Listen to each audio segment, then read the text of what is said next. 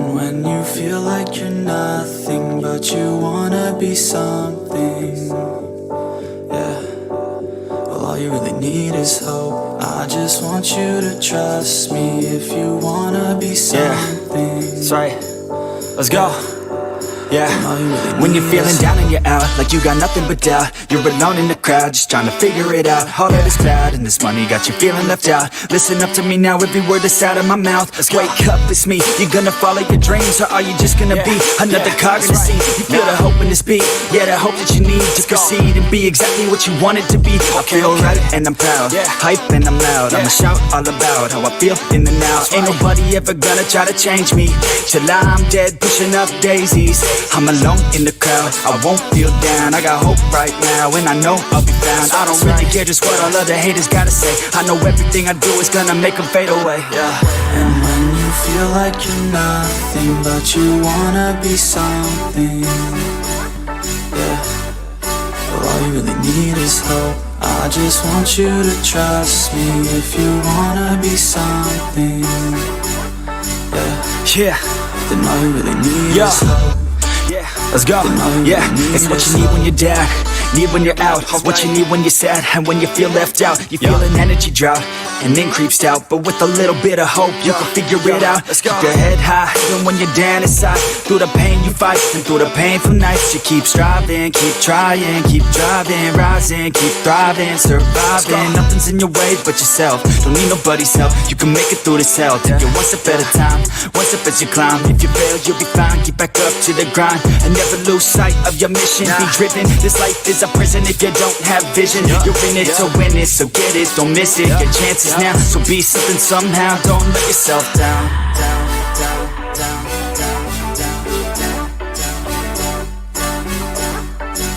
That's right. Sometimes all we really need is hope.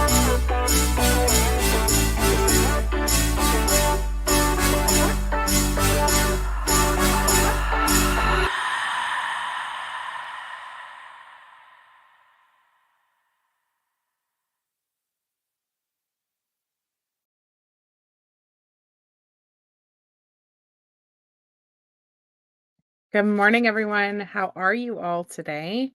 So many of you came in so early. Hi, Nicole. Hi, Dynamite. Hi, Daylena. Hi, The House Huddle. Hi, Ramblin' Rome. Judy Jones, Denise, Shorty Small, Andrea, Ann, hello, Chopper, Annie Lou, Kim, Dakota, Jude, hello, Dynamite, Jen, in the bushes. So many of you guys. Hi, Kim, Carrie, Denise, Amanda. Thank you so much for joining, Jude. Welcome back to the family. I think you were in before. Hi, Rhonda. Hi, Karen. Hi, Carrie. I think I said hi already. Hi, Magenta. So many of you guys. If I missed you, I'm so sorry. I apologize for that already because my chat will only go back so far because I was late into StreamYard. And so I can't even see past those names really that I said. So I apologize for that. But good morning to absolutely everyone. There is so much that I hope they get through today. Oh, thank you so much for gifted memberships. Who joined? Let me see. I just opened the thing. Who was the lucky winners of the gifted memberships? Struggle is Real, 5 months as a member. That's awesome. Dakota, Princess Megan, Elsa, Illusions, Judy Jones, Georgia Peaches, 1968, and Dog Defender. So welcome, guys, to the Sleuth family. That's so awesome. Oh, and Seal gifted memberships too. Danielle, Free Rebecca Turner, Nicole, Little Wing, and Indigo DW. That's so awesome, guys. Hi, Angie. Welcome. Yes, CDT is awesome. And that's actually what I wanted to talk to you guys about while we are waiting for this to start up. They do have the cameras up. We are getting ready to go in that aspect. But I do want to show you guys a couple things from CDT's live this morning. And I want to say, if you are missing these morning lives before court, you're making a mistake. Because she is doing amazing things like blowing up the images for us, for example, from yesterday. So let me get this. Because we can see it on our screen so big, right? We can only see it so big. You can zoom with your fingertips if you close your chat window and look at it that way. But she is going through the live, listening to the testimony with the pictures zoomed in.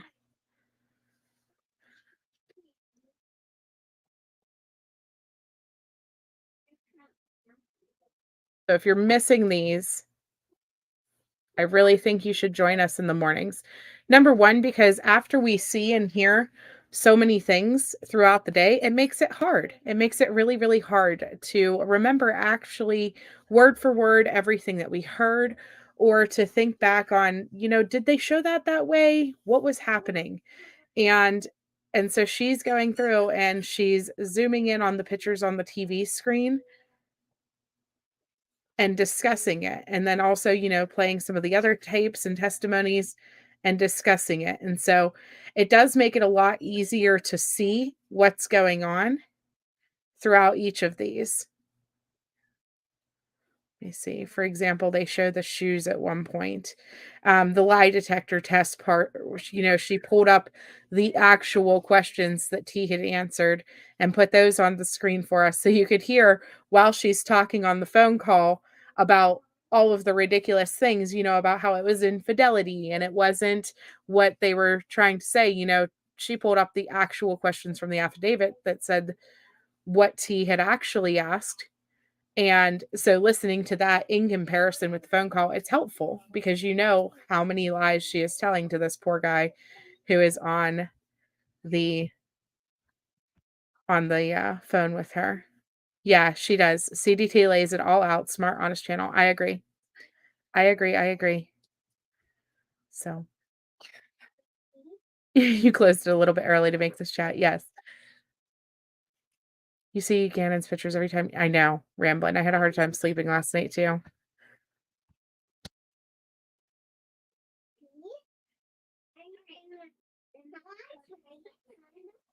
You listen to CDTs in the morning, but seldom chat. It's just too early for me to talk. Yeah. I know it's hard for me, and I'm on the East Coast, so I can't imagine what it's like for everyone on the West Coast, for example, to be there. But just some different things that she looked at. Of course, like I said, the shoes were brought up and trying to see like the pink where he points, and you can kind of see it. YouTube makes it difficult with the colorization and obviously the fact that we're looking at it through here, but also the picture of the pink towel. And when they held up the pink towel, we were kind of discussing that a little bit this morning and what we thought, why it was pink, different things like that, the carpet square. So just kind of a better look at some of the photos though, because I know whenever it's separated on the screen, it makes it hard. It makes it hard to see. And I'm pulling it up as big as I can for you guys, but it's just not clear enough sometimes. I do want to say I went back and my the trial will be starting in about 7 minutes, KW10. He was such a cute little boy, shorty small.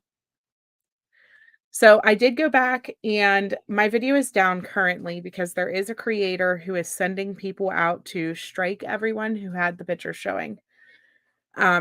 And so it is down temporarily. I am going to edit it and try to blur those photos so that can be okay, right? I don't want to risk getting a strike. I think it's wrong that this creator is sending people to do that, but it is what it is. Just to play it on the safe side, I want to see how other creators fare because I know that like Gray Hughes had it up and several other places, but I did go back and I dropped Gray Hughes' link earlier in the chat if you guys are looking for that. 15 months member, you're going to miss everyone today. It's spring break. I know. I hope you have a really great time though, hon. Enjoy your day. Seal. I do have Gray Hughes' link. His video is still up. If you guys are interested in watching the whole thing, I highly doubt that he pulls his down or edits it. I just want to say that Law and Crime also does not have theirs pulled down or edited. They also showed the photos. And so I don't know. It is what it is. I just want to protect my channel. And I don't want to be at risk of something like that. So that's where I am. I just want to make sure that we're able to watch this trial together. And the only way that we're going to be able to do that is if we don't get stupid strikes and have to fight for it. So, the autopsy photos, logical one.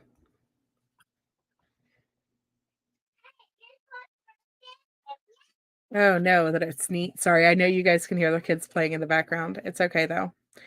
So then the other thing is that Gray had it zoomed in on T's face on one of his cameras throughout the autopsy photos, and she was literally smiling. She was literally smiling. Nobody has issued a strike on me at this point. I'm just protecting myself just in it's just privated for now. I am editing, but they are here, so let's listen to what they're gonna say.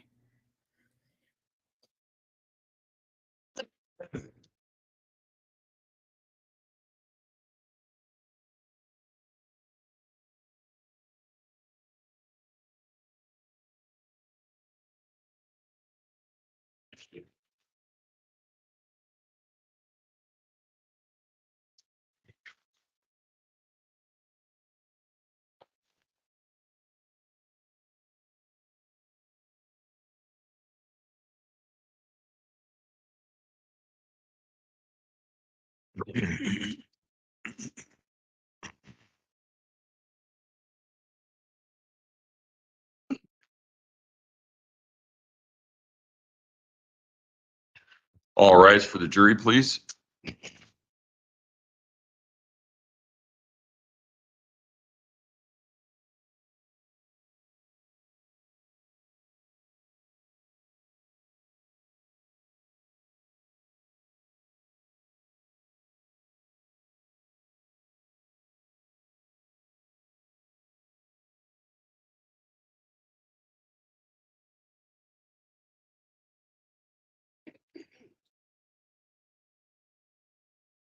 Thank you. You may all be seated. Court will recall 20 CR 1358 People versus Letecia Stauch. Record should reflect the jury has returned to the courtroom. Good morning, ladies and gentlemen. Again, has anything occurred since we were last together that causes any of you to believe you could not continue to serve as a fair and impartial jury in this case? If so, please raise your hand. No response. All right. When we took our break yesterday, we were in the midst of still in the midst of the prosecution's case in chief. That's where we will resume today. Prosecution, call your next witness, please. Good morning, Your Honor. We would call Dakota Lowry to the stand.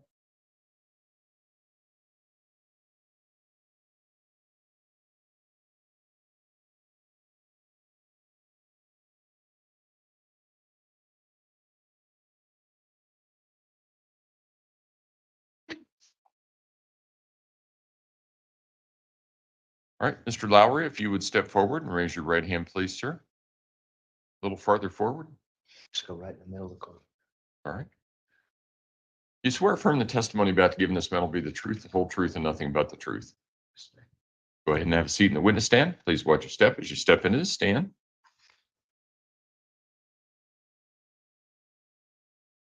Good morning. Morning. Could you introduce yourself to the jury and spell your first and last name? Dakota Lowry, DAKOTALOWRY, And where do you live, Dakota? Wilmington, North Carolina. Did you just fly in yesterday? Yes, sir. And what is your relationship with Letecia Stauch? That's my sister. Pretty tough for you being here right now?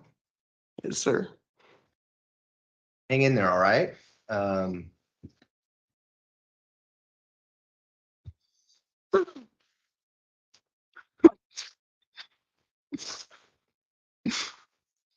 Why, teacher?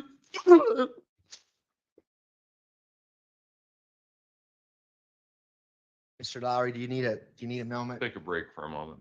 Ladies and gentlemen, we're going to have you step back in the back of the jury room for a few minutes. All up for the jury, please.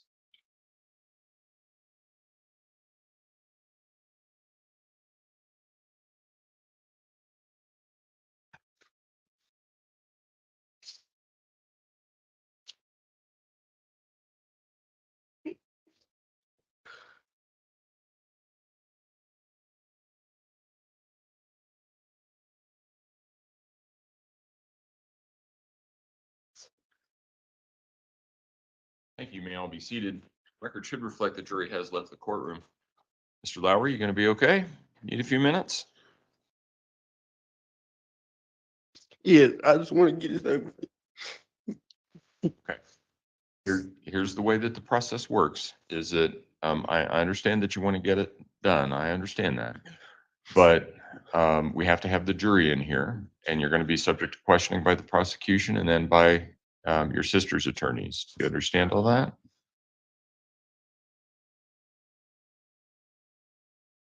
Okay. Just do the best that you can. Just take a breath. Do you need some water or anything like that? Yeah. There's some water right there if you want some, or you can pour it into that cup there. So everybody's a little nervous when they're on a witness stand. Just take a deep breath.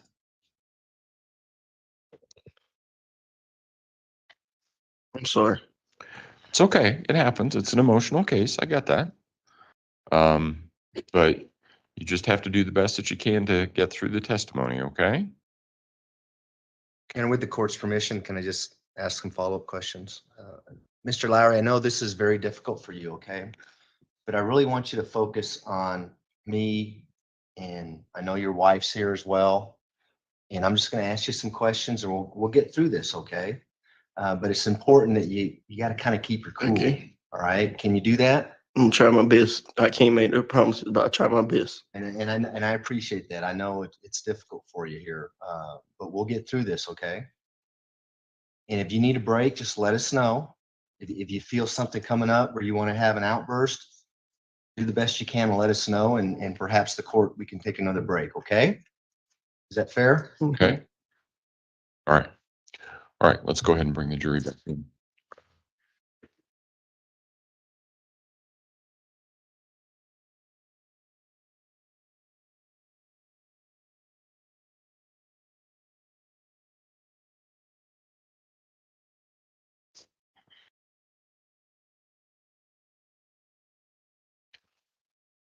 We have the other camera.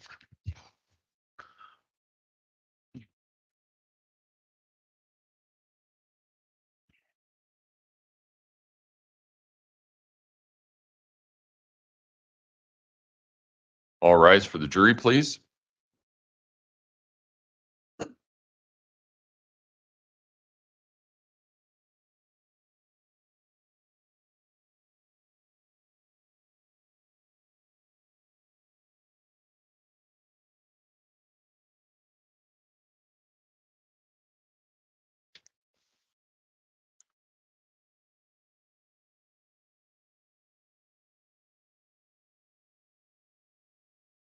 All right, thank you. You may all be seated. Record should reflect the jury has returned to the courtroom. Mr. Young? Thank you, Mr. Lowry, this is your first time being in the courtroom ever. Is that right? Yes, sir. And you're probably extremely nervous. Yes, sir. And we're going to get through this, okay? I'm just going to ask you some questions and we're going to have a conversation. Is that all right with you? Yes, sir. Did you let the jury know about your other family members, other brothers and sisters, your parents, that kind of thing? I got another sister. Her name's Julie. I got a sister named Amy. My mom, Deborah. I mean, that's pretty much. And then I got my nieces, all my nieces. what's your niece's name? Do you remember? Got Harley, Jazz, Kanae, Cash, Maya, Jada. And is Deborah your mother? That's my mom. Yeah. And for the most part, did your family grow up in North Carolina where you're from, Lumberton, and Yes, sir. both of them still living out there? Yes, sir. And you mentioned that Letecia Stauch is your sister, Yes, sir. and you see her in the courtroom today? Yes, sir. Could you point her out and describe what she's wearing? A green sweater. And when was the last time you saw her? When we came down here in 2020. So January 2020? Yes, sir. And so I want to talk about that a little bit. When you said you came out here, who came out here? Me, my mom, and my Aunt Brenda. And what's Brenda's last name? Ackward. What's your mom's last name? Locklear. Why'd you come out here? We come out here to help support Tisha because we felt like she was being wrongly accused for something that we believe she would never do. And so I'm sorry, go ahead. We also wanted to come out here and help look for him. We did.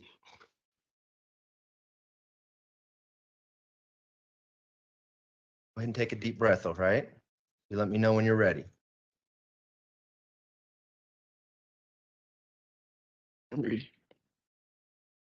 So you wanted to come out and help. You refer to her as Tisha, Mhm. and you also wanted to look for Gannon. Yes, sir. So do you remember when you came out? January 31st, I think. 30th. It was late January. It was about to be February because my mom's birthday was that weekend or something, that next week. And why particularly did you come out? Because I knew my mom was going to come out here. Did you want to support your mom? Yes, sir. Now, was it January 30th of 2020 when you all flew out here? I believe so. Where did you fly to? Do you remember? Denver. You got to Denver. What did you do? Went looking for her and Harley. Rent a car? Yeah, we rented a car from the airport. Did your aunt Brenda Awkward rent the car? Yes, sir. And did she pay for y'all to come out here? Yes, sir. And Mr. Lowry, you're kind of soft-spoken at times. Could you put the microphone a little bit closer to you so the jurors can hear you a little better? Thank you, sir. You're welcome. so when you get to Denver, your aunt rents a car. What was the game plan? What were you gonna do?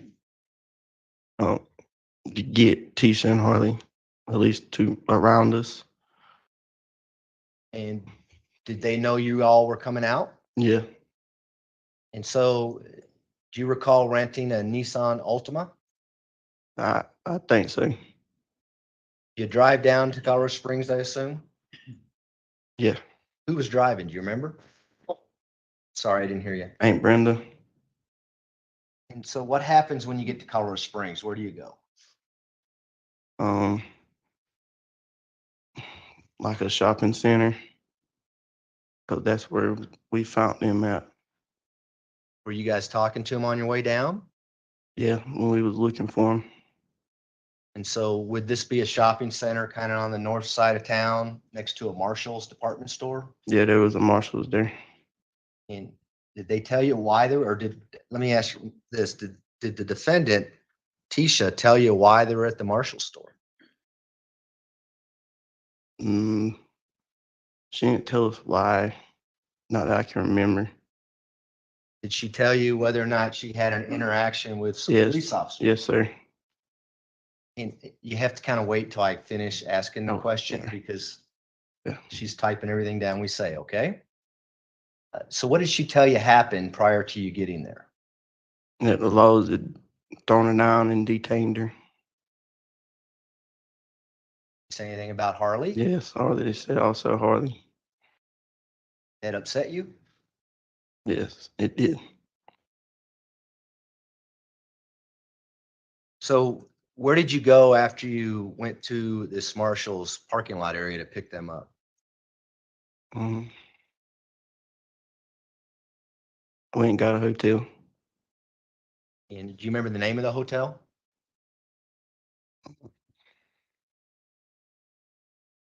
No. Does the extended suites sound familiar? Yeah, extended suites. So what happened when you got to the extended suites? That was when they was discussing wanting to get their stuff back, like get their belongings. And who was discussing that? Tisha.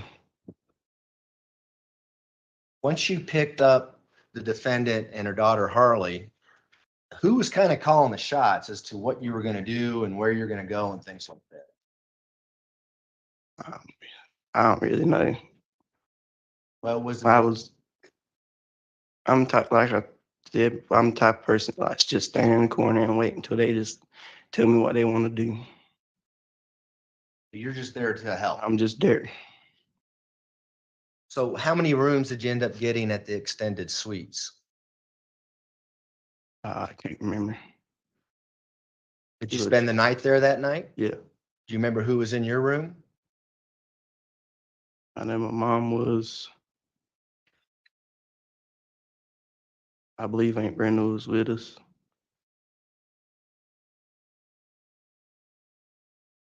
I can't remember if we had just one room or two rooms. Okay. Well, was Harley and your sister, the defendant, in the room with you?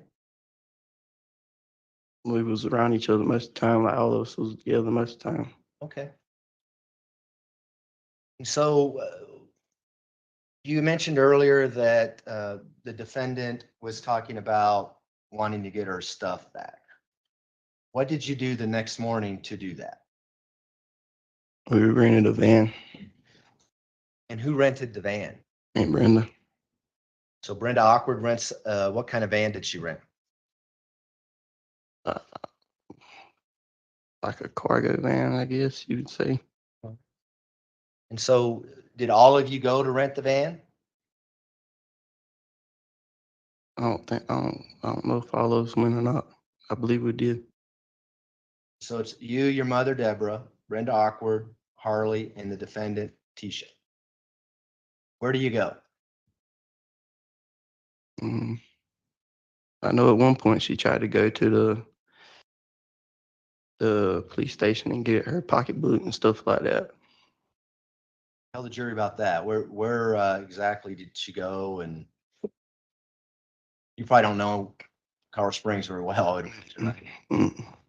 So did she tell you she's going to the police department? And did you actually go to the police department? Yeah, we went to the police department. And did she go in to try to get her belongings back that was taken? Yeah, she did. You know whether or not she got those items? No, I can't remember. So where do you go from the police department? I think that's when we went to their house to get their clothes and stuff. So this would have been January 31st now, 2020? I believe so. The next morning? That Friday. So what happens when you get to her house? We just started loading up the clothes and stuff that's coming out of the house. Were there police officers there? Yes, sir. What were the police officers doing? They was checking everything we brought out, How were they checking it?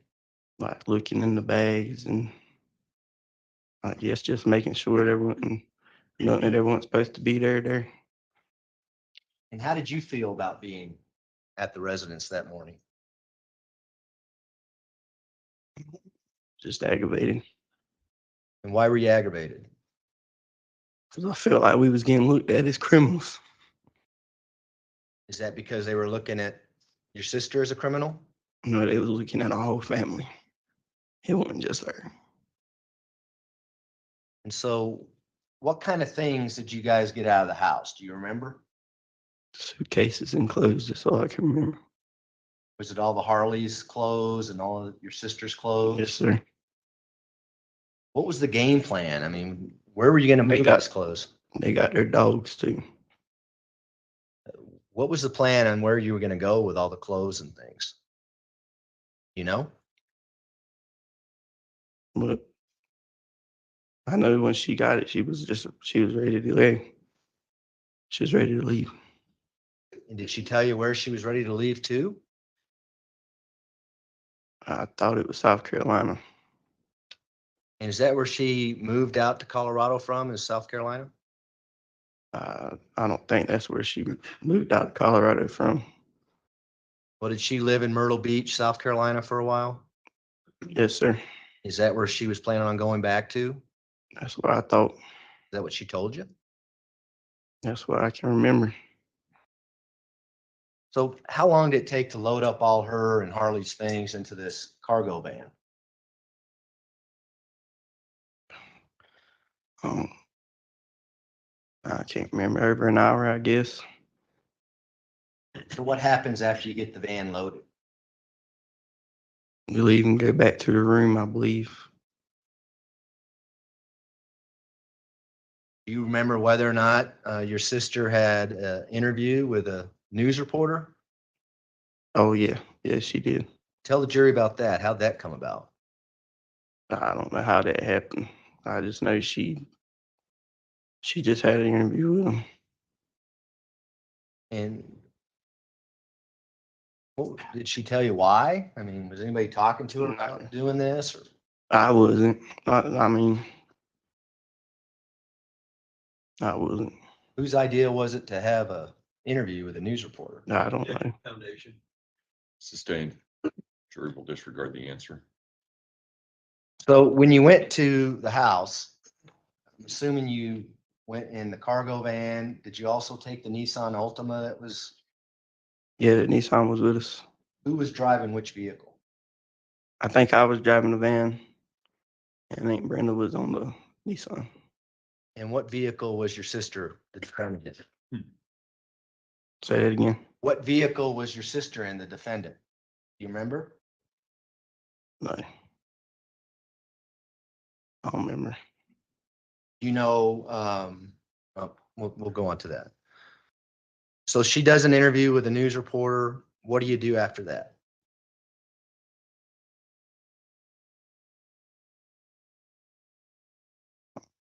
I just know we left. I don't remember where we went. Did you eventually go back to the We went hotel? back, yeah. Do you remember about what time of day it was? No. Go back to the hotel room, and what do you do when you get back to the hotel room?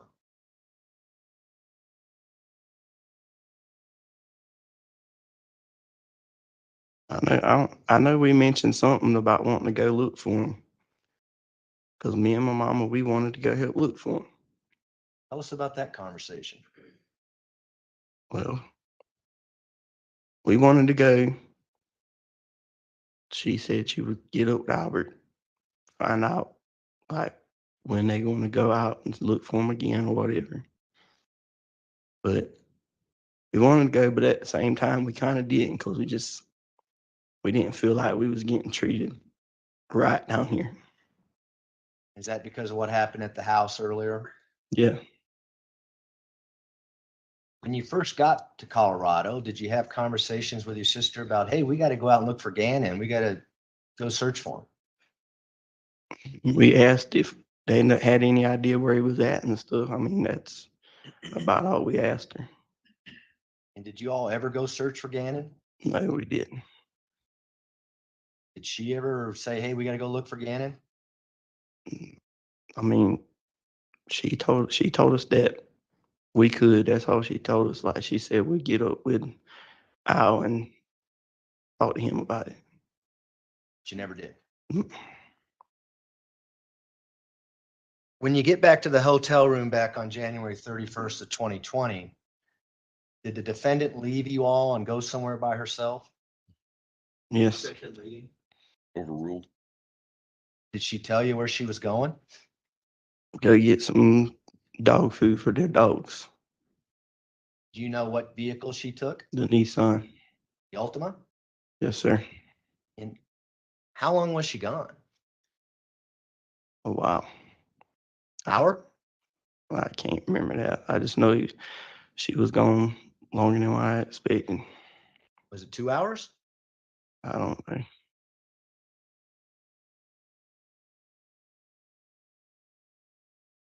You remember sitting around the hotel room wondering where she's at and when she's getting back, that kind of thing? Well, I did get on the phone with my wife, and I did tell my wife I feel like she's just been gone too long. But Say that. because she was gone for a long time, like I can't remember how long she was gone, but I didn't expect her to take that long. But then a part of me was like, well, maybe she's just trying to take her a minute by herself. So Did anyone try to call her and say, hey, where are you? What's going on here? no, not that I can remember. Does she eventually come back? Yeah, Tell us about that. What happens when she gets back? I don't know. She came back and she was normal to me. Did she have any dog food or any items for the dogs? She had some. She came back with some stuff, like she bought something, but I can't remember. So earlier you had mentioned that she wanted to go back to South Carolina. What was the plan with the cargo van? Was she going to take the cargo van that Brenda Awkward rented to go back to South Carolina?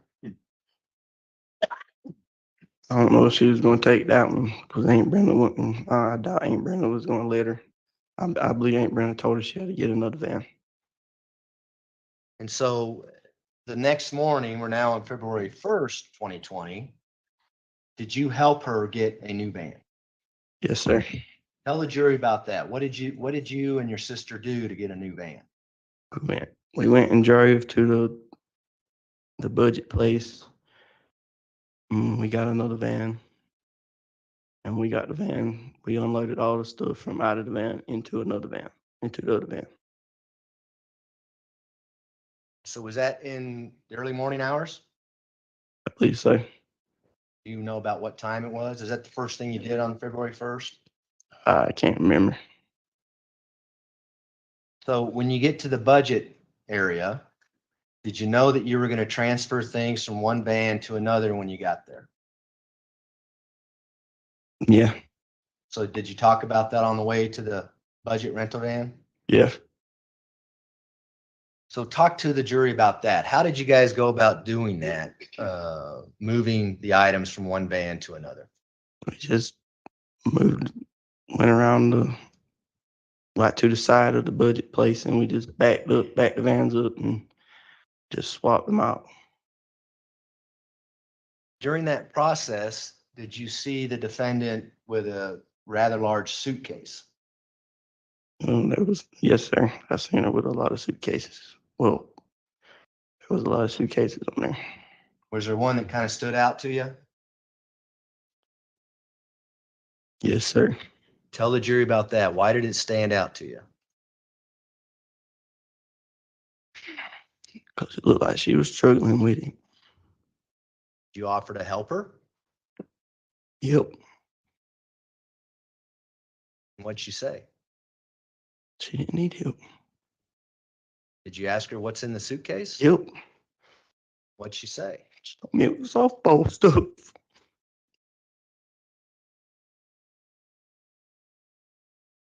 Why'd you ask her what's in the suitcase? I didn't feel right about it. What about that suitcase didn't make you feel right? I just felt like it was too heavy for her.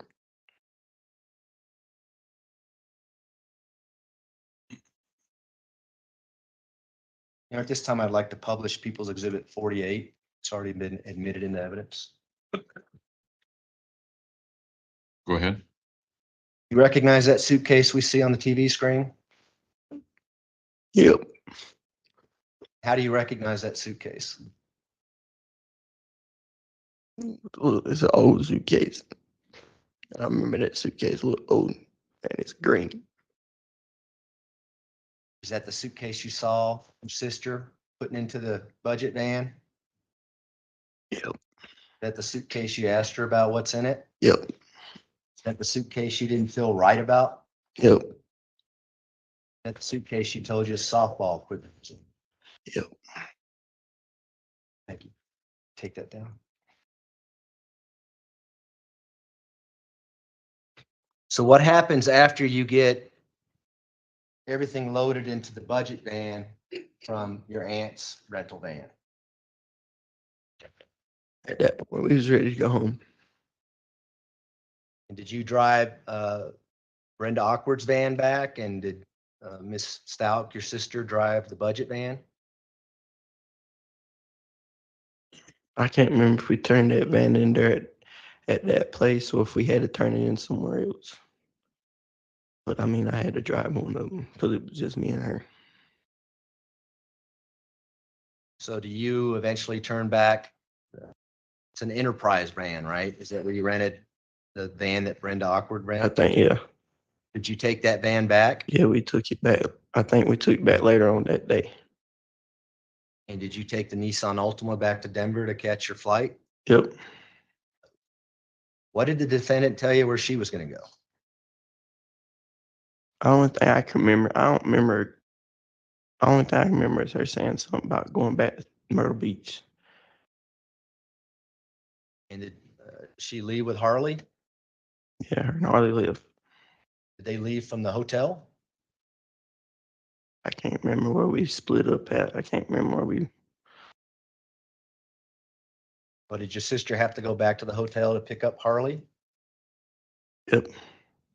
I think so. And is that the last time you saw your sister until today? Yep.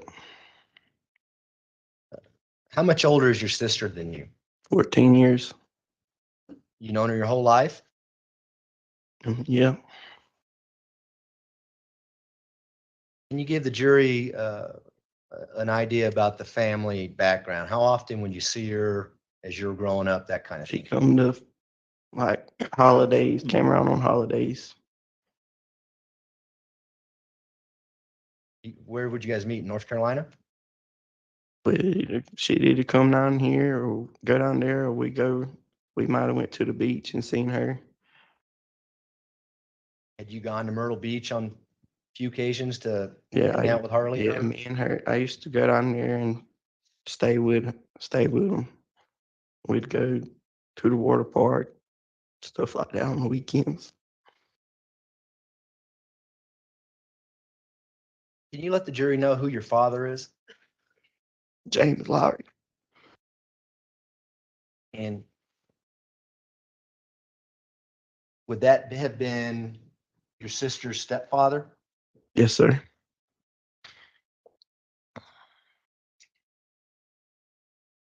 Is your dad still alive? Yes, sir. You know when he died? 7th birthday, 2004. You know the circumstances on how he died? Got hit by a car. Was he walking out in the street? And I don't know if he was. I don't think he was on the street. I think he was on the side of the road. do you know anything about the relationship between your father and your sister, Letecia Stauch? No, sir. Had your sister ever told you anything unusual between the relationship between your father and her? No, sir. If there had been something unusual, do you think you would have heard about it? Objection, foundation. Overruled. Yeah. Yes, sir. Why is that? Because I mean, pretty sure my mom would have said something. And your mother, Deborah, was she, well, what kind of mom was she? She was a great mom to me. What do you say to me? I'm just saying that I had no problem with my mama. Was she very protective? I think none of us should have a problem with my mama. Was she very protective of the kids, Yes, sir. including Miss Stauch? Yes, sir.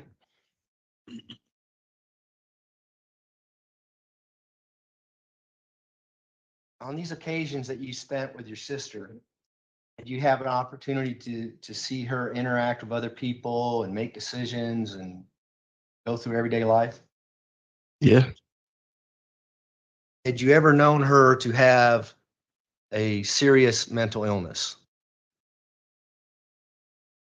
I know of. I mean, the only thing we always said she probably had was that she was OCD. That was it. Is that obsessive compulsive disorder? Well, we used it as excessive cleaning disorder. Like she had to keep stuff clean. Probably had to object to the reference of testifies to what he saw and observed, but I'm rejecting him testifying. That's fair. Mr. Lowry, just talk about what you think as opposed to what all of you thought. So if you think it, it's fine. And just say, this is what I thought based on your contacts with her. Okay. Mr. Young? Do you understand that? I mean, you good with that? Yeah, yeah. Okay. So you mentioned that she had OCD. Why do you say that? She liked to keep stuff in a particular spot. She liked to keep everything clean.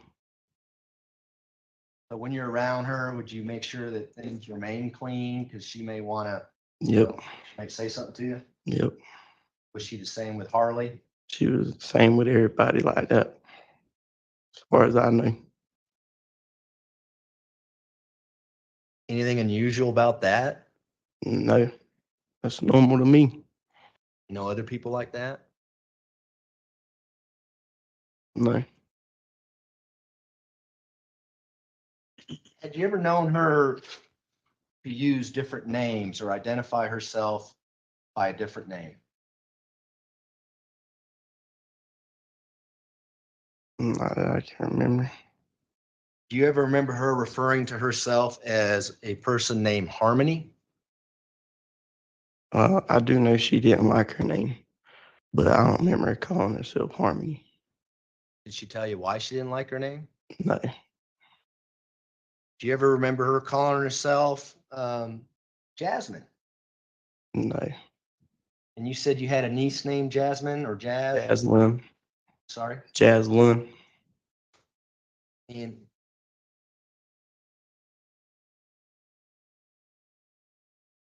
are you familiar whether or not your sister liked Disney movies? I believe she did. And are you familiar with the movie Aladdin? Yeah. You familiar with a character named Jasmine in that movie? Yes, sir. Who's Jasmine in that movie? The princess.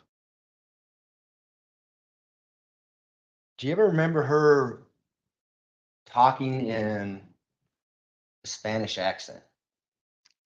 No, You ever seen her in a stressful situation? no.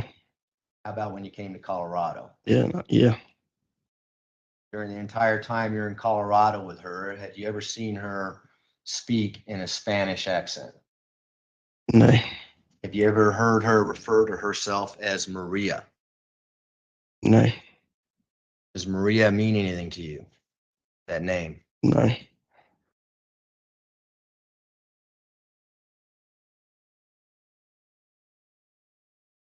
You have an opinion as to whether or not your sister has the capacity to know right from wrong. Thought she did. Why do you say that? She's too smart. Was your sister a really good athlete as well? Yes, sir. What kind of sports did she play? Softball, basketball, baseball. Was she more of a leader than a follower? That's what I thought. Never see her drive a vehicle, for instance. Yes, sir. Did she have the ability to stop at red lights, go when it turns green, that kind of thing? Yes, sir. Have you ever seen her, have you witnessed her obey the law? Yes, sir. And is that throughout your entire life? Yeah. And is that for even when you were in Colorado? I mean, we didn't ride with her. She didn't really drive around with us, but I mean, she acted funny the whole time we was down here, to be honest. Tell us about that. Why was she acting funny? Seemed like she was stressed out about everything that was going on, looking over her shoulders. But I figured that was because of the laws was constantly coming after her. You alluded to this earlier, but she had just been in handcuffs prior to you guys picking her up, right? Yep. And do you think that may have caused her to be a little bit paranoid about police following her and things Yep. like that? What about her capacity to do things intentionally, perform intentional acts? Let's talk about the budget rental van. Did you see anything unusual about her ability to rent another van to go to South Carolina? No. Does she have the capacity to intend to do things? Yeah. Does she have the capacity to make decisions and use judgment and reflection in making those decisions? Yeah.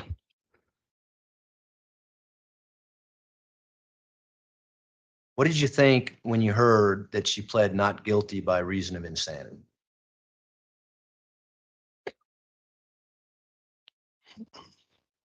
I believe that was the only way she did it at that time.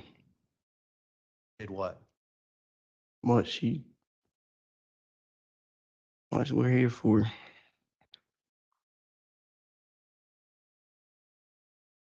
A moment, Your Honor.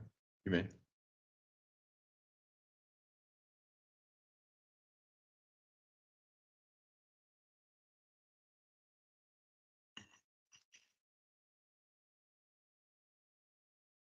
Those are my questions, Your Honor. Thank you.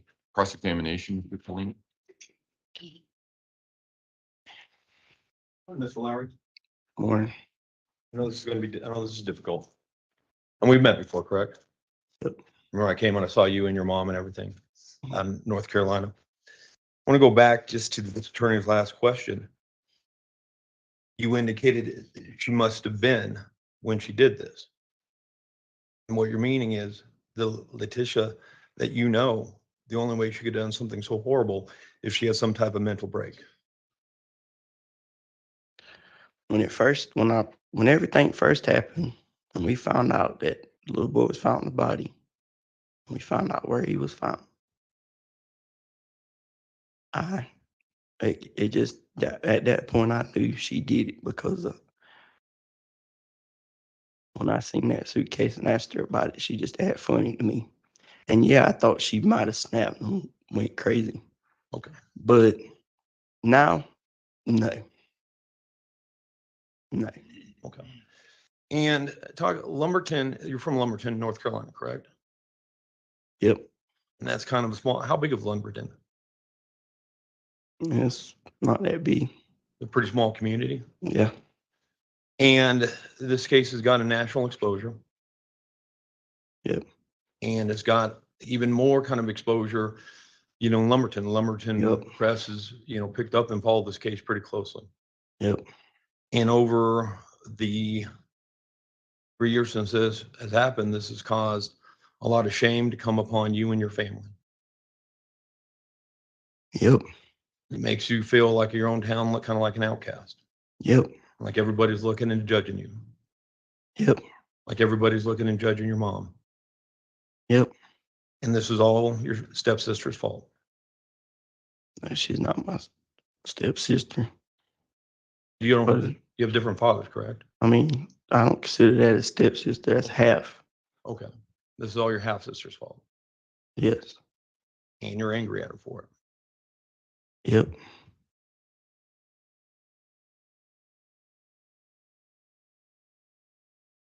When you were out in Colorado during this time, she was acting different than normal. Yes, she was. She was pacing up and down. She seemed highly paranoid. Yep. Your mother was concerned for her mental health. Yep.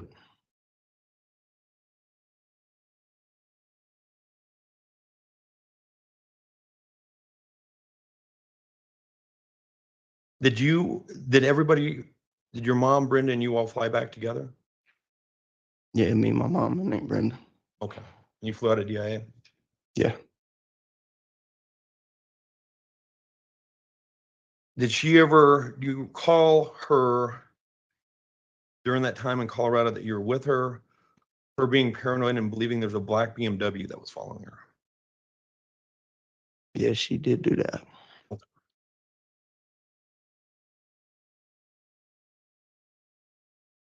Go back.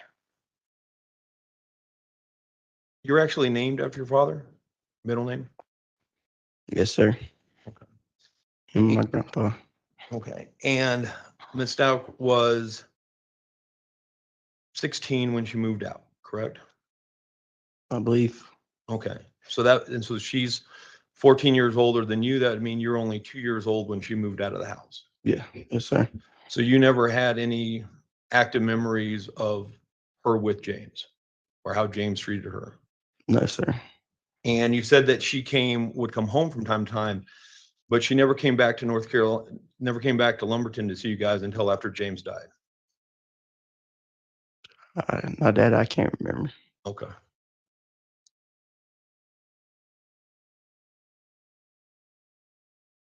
You indicated, let's go. I mean, I'm going to get into this. And I know you might not like it, but your dad, James Lowry, did have a drinking problem. Yes, he did, as far as I know. You would get drunk and he'd beat the piss out of your mom. Yes, as far as I know, yep. Sometimes it'd be so bad that your mom would have to take all you kids to a hotel room till he sobered up. Yep. Sometimes your mom would have to go to work and James be the one watching after you kids. Correct? Yep.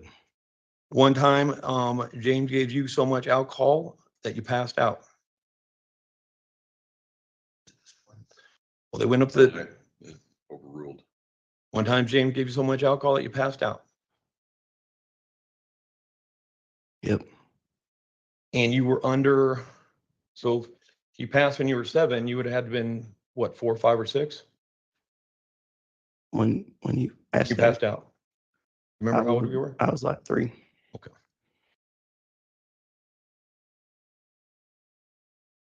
You indicated that, or I think you said before, that she would sometimes freak out if something was out of place. Yep. Stout. And also, do you recall that sometimes when Miss Stout would come visit you or see you, sometimes she would leave you knives so you'd be able to protect yourself? Yep, she did do that. No further questions? Great. Yes, sir. Thanks.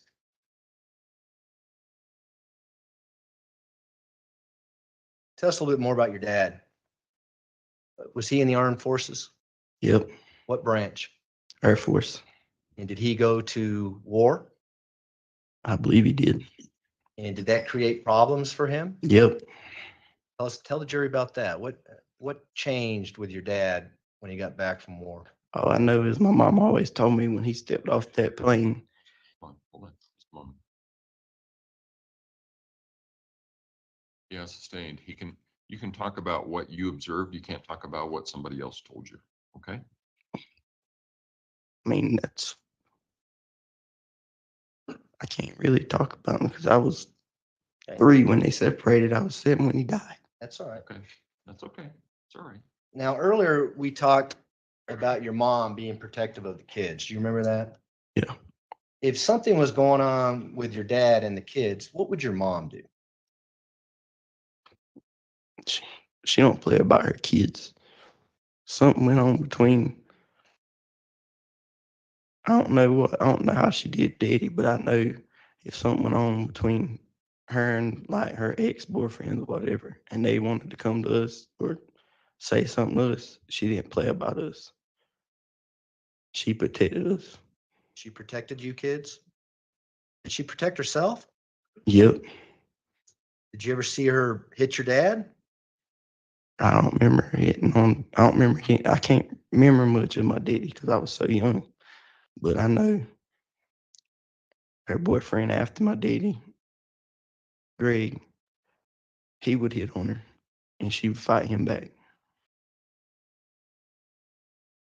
Did you want to be here today to testify?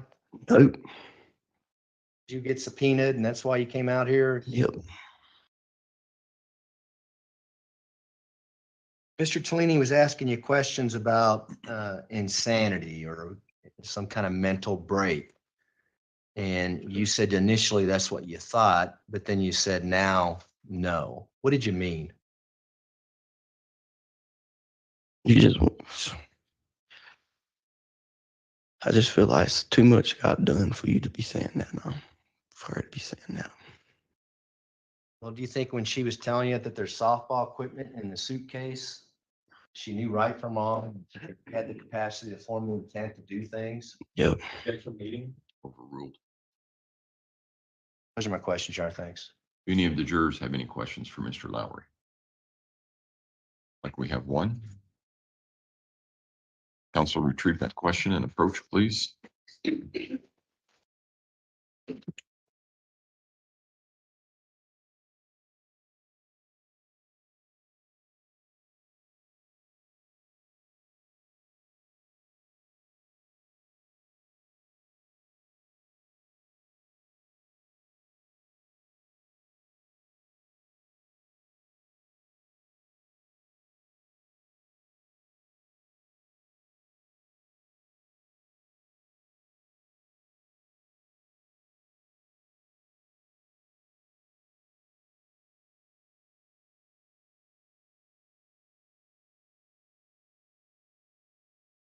Mr. Lowry, do you remember where the green suitcase was retrieved from when you were getting the defendant's belongings at the house?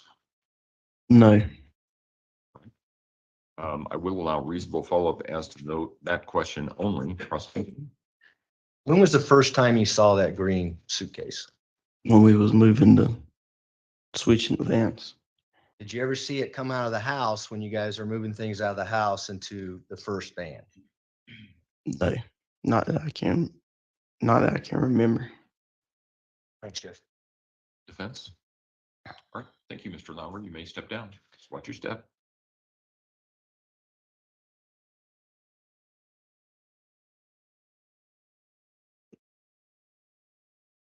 Prosecution, call your next witness, please. Yes, Your Honor, Josh Johnson.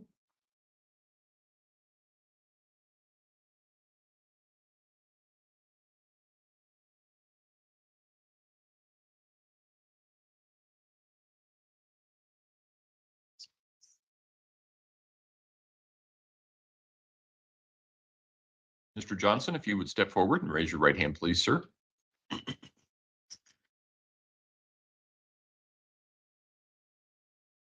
Right up here. It's okay. Everybody's a little confused first.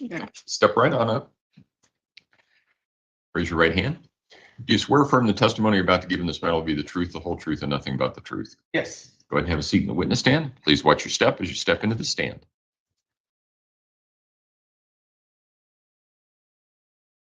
Ms. Gratiano?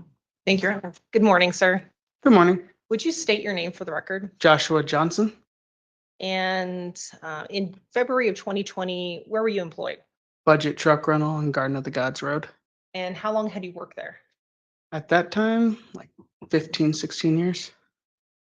Over the course of that 15, 16 years, how many cars, vans, et cetera, would you say that you've rented out?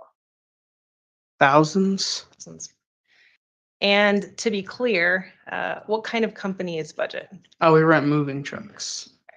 And do they come in all different sizes? Yeah, they start at a little cargo vans, like what you see Amazon driving, all the way up to 26-foot trucks. And what was your role while you were working with Budget? I would rent the trucks, clean the trucks, check them in. That's about it. Okay.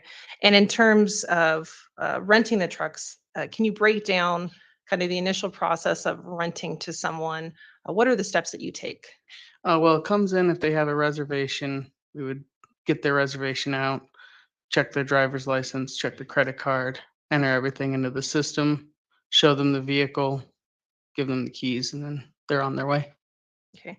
And in terms of, you mentioned checking an ID. How is that generally presented by the person that reserved it, by the person who appears in front of you? How does that work?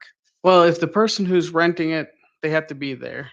So we check their driver's license and their credit card. If they have someone else driving it as well, we would check additional driver's licenses.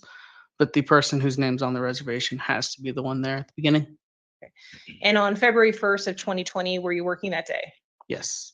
And in terms of who is responsible for not only going over the paperwork, but ensuring that an identification is checked and appropriate signatures are obtained, whose role was that? That was mine for that day. Your Honor, permission to approach with what has been marked as People's Exhibit 239, previously shown to the defense. You may go ahead.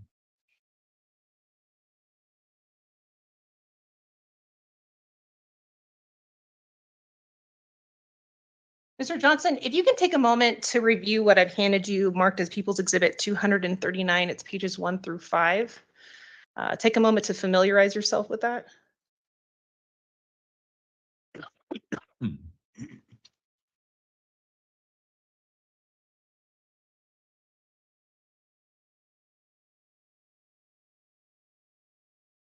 Okay. All right. Do you recognize People's Exhibit 239? Yeah, this is a budget rental contract with the insurance waiver and the damage inspection sheet. And were you there when those pages were gone over with the person who rented that particular vehicle in the agreement? Yes. Your Honor, at this time, and also I guess I should ask, would you say that that's an accurate representation of a copy of that agreement? Yes. It has all the pages that would go on a rental agreement. All right. Your Honor, at this time, we would move for the admission of People's Exhibit 239. Defense? No objection. Exhibit 239 will be admitted. Go ahead. All right. And if we can project, and Your Honor, permission to publish as well. You may. Mr. Johnson, in front of you is a pointer. Got the red handle. It's an old school pointer. So you'll have to extend it. If it comes off, it's okay. All right. And we'll zoom through the exhibit, but I'll ask you to point out some different areas of the agreement because over 15 years of experience, you probably have this memorized. Where would the person's name who rented the vehicle, where does that appear on the first page of People's Exhibit 239? Right up here under customer information. Okay. And who is the rental of for that particular vehicle? It says Letecia Stauch. Okay. And you explained that part of your process is to verify somebody's identity through identification of some sort. Did that happen here? Yes. Do you know how you did that? I asked for a driver's license and then the form of payment, which would have to match the driver's license. And you mentioned that, but can we see that in the zoomed in portion of People's Exhibit 239? Can you point that out? Yeah, right here it has the last four of the driver's license, the state it was issued in, and then the country it was issued in for the driver's license. Okay, what state is that? Looks like it's South Carolina, South- SB. South Carolina. And you mentioned the budget rental location. Can you point out what address of the budget rental location of the store that you were working at? Right up here, Palmer House Truck Rentals, 140 East Garden of the Gods Road. And in terms of the reservation, do you have any idea when the reservation or at least the rental agreement formally took place? Do you have a date and time on this document? Yeah, it was opened on February 1st, 2020 at 8:17 a.m. It doesn't say what day the reservation was made, but that's the day that we opened this contract. So when, for example, the person identified themselves as Letecia Stauch with an identification card came to you at the store, would this have been approximate time for when this agreement was taking place? Yeah, that would be when I hit the open agreement and typed in the reservation. Okay. And it starts at that moment. All right. And if we could zoom out briefly. Mr. Johnson, can you now point out what the length of that rental agreement was reserved for, where that is? Right here, the rental date out is actually at the bottom. It's the 1st of February 2020 to the 5th of February 2020 at 8:15. All right.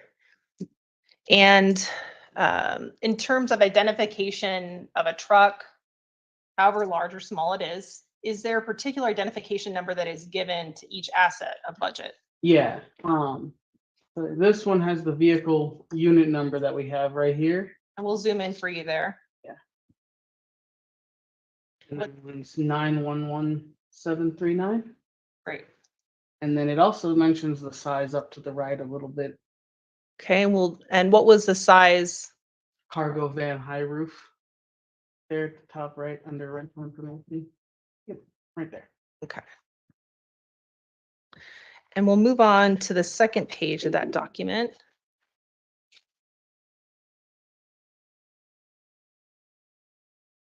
Now, Mr. Johnson, here, what is the second page of this rental agreement? What's the function of this page? This is the actual like contract, what they can and can't do. Mentions fueling up the truck at the beginning. It also explains late fees, drop-off fees, or if they were to use any of the budget easy pass items. And then they would sign for the rental right here. And I know that you're facing the screen, so it's a little tricky, but if you wouldn't mind just making sure to project your voice just so the people, the I jurors in the back, apologize. it's all right. The jurors in the back can hear you. Now, you explained that you go over the terms and conditions. Is that something that takes 15 seconds to do? It's only a couple of minutes. It's actually not that hard to go over it. Mhm. Because the main parts of it are they got to return the truck full of fuel for the top line. Then the next section is just a bunch of wording on they're waiving the right for insurance. And it explains which insurances they did not or did purchase. On this one, they didn't purchase any insurance. Okay. And then it goes down into drop-off fees, late fees, and the plate pass for toll roads. Fine, right there. Now, throughout what we see in the second page of that agreement, there are various spots where initials can be placed. Correct. 4 initials and then 1 signature from the customer. Okay. And so in reading through that paragraph, it would be your job to make sure that the person is putting their initials at every appropriate spot, right? Correct. Okay. And so as you're going through page 2 of that agreement, was that being done at every appropriate spot? Yes. We'll move on to page 3 of that agreement.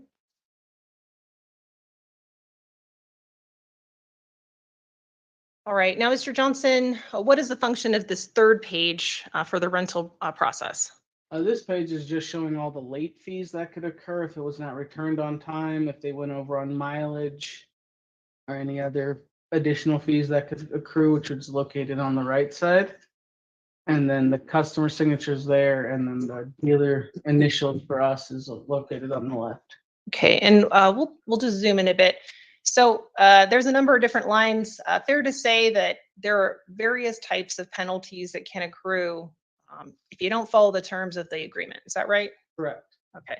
And as you're going over that on this particular date, was that understood based on how you went through that agreement? Yes. You mentioned that there's on the bottom right side of the agreement, there's a signature that appears. If that is the customer signature, that they understand all the possible fees and charges for any additional. Okay. And we'll move on to page 4 of the agreement. Now, Mr. Johnson, here what we see on page 4, what's the function of this particular portion? This is the insurance page showing that they're waiving all of the insurances. Various types, insurance for the truck, liability, roadside, and towing if they had any. Okay. And shows that they denied all of it. And then up here is our rental agreement and then insurance company and policy number of the person renting the truck. Okay. And again, a little tricky, but just make sure that you keep your voice up. Yeah, sorry about that. That's all right. So this actual document, the title of this document that we see on page 4 of the agreement, what is the title of this? Personal financial responsibility certificate. And you mentioned insurance. How do you verify if that person that's renting the vehicle has insurance? All they do is write their information there. Mhm. And then budget, if anything happens, budget goes for that. We don't do it ourselves. We just go off of what the customer puts up there. Okay. So in terms of understanding financial responsibility in renting this particular vehicle, was there anything that was left unclear during this rental process on that day? They sign at the bottom once they've gone through all of this. And on that particular day, for the person that rented this vehicle known as Letecia Stauch, were there any questions about the financial responsibility she was undertaking that day? Not to my knowledge. Okay. And we'll move on to the last page of that agreement. May have to rotate this one. So it's a little clear for you to read. There we go. Thank you. Right. Now, this is the last page of that agreement. Mr. Johnson, what is the function of this fifth and last page? This is just to show the damages of the truck as we rented it, so that when it gets to the other location, we have a record of what it looked like before and or after if something were to have occurred. Also includes the mileage of the vehicle when we rent it. Now, in terms of assessing the damage, is that done only by you or is that done with the renter as well? That's done with us. We check it all when it comes in Mhm. and then mark it all. This one just looks like it just had some typical light scraping, like it brushed against a tree. No actual physical damage to it at all. Okay. And in terms of acknowledging any sort of defects in that particular rental vehicle, whose signature appears in the middle of that page? We're talking this one or down here? We'll start with the first spot. That one is budget rep initial, so that would be mine. Okay. Looks like whoever rented it also accidentally initialed there, which is common. And then this is the renter signature and then the date. Okay. Thank you. You can turn around. Throughout this process, as you were renting this vehicle, you had an opportunity to interact with the person that identified themselves. Correct. Okay. And how did that person identify themselves? By what name? Letecia Stauch. And would you recognize that person if they were here today in court? Probably not, due to the number of trucks I'd rented Okay. before and or after it. And the number of years that have passed? Yes. Okay. Throughout that interaction that you had with the person that identified themselves as Letecia Stauch, was there any uncertainty that you had based on renting cars as to whether or not they understood the rules and conditions that applied? No, I had no concerns with that. Everything seemed pretty normal. Okay.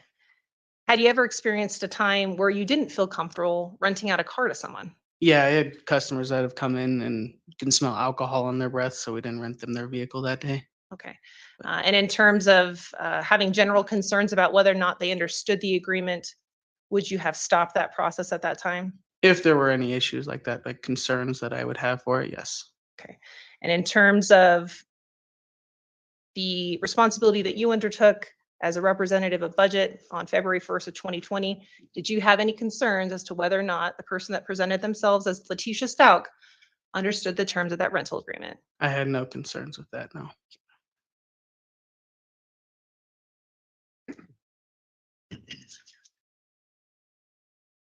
As we went through People's Exhibit 239, there were a number of initials and signatures that appeared on that document. Correct. Were those initials and signature consistent with the same person? Yes. And what was that name? Letecia Stauch.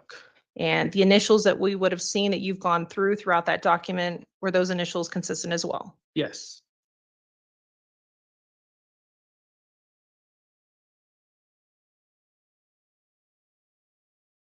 Your Honor, we'll pass a witness. Cross-examination, Mr. Cook. I don't have any questions, Your Honor. Do any of the jurors have any questions for Mr. Johnson? Looks like we have one. You would retrieve that and counsel approach, please.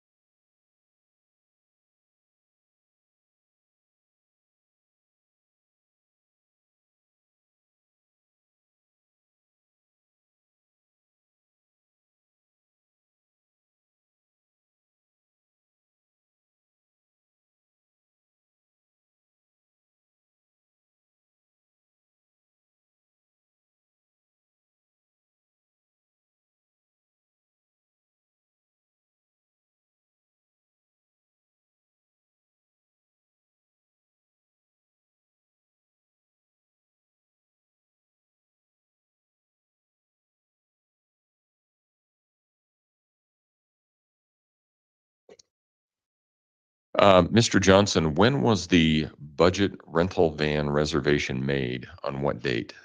We don't have that information on here. It just shows the day that they picked up the truck that they had reserved. Where was the van to be turned in on February 5 of 2020? It was due in Grapevine, Texas.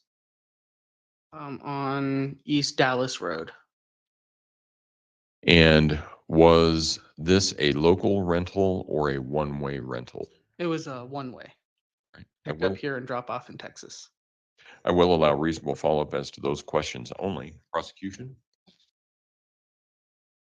Mr. Johnson, you just explained the drop-off location. Correct. Who selects that location? They do when they reserve it, unless they come in without a reservation. And is there another opportunity for them to drop off that vehicle at other locations? Typically what budget has is if you're dropping off like in one city, as long as it's within like 50 miles of the original location, it can be dropped off there with no additional fees or charges. And if a renter chooses to drop that off at a different location, all those penalties, fines, surcharges, et cetera, may come into play at that point? Correct. And there could also be additional, like if you're dropping it off 1,000 miles from where it's supposed to, they would charge additional costs based on distance. Thanks. Mr. Cook? Follow-up? Can you tell, or do you know where the truck was ultimately dropped off? Not from this paperwork. Budget would actually have to give the log for it, but I don't have that here. Thank you. All right. Thank you, sir. You may step down. That's right. Yeah. Oh, okay.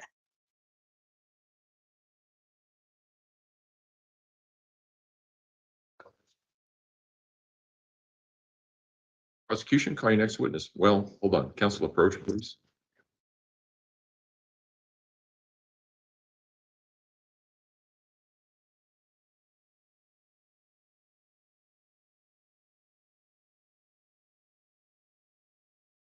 Prosecution, call your next witness, please. Call Sergeant Roy Ditzler.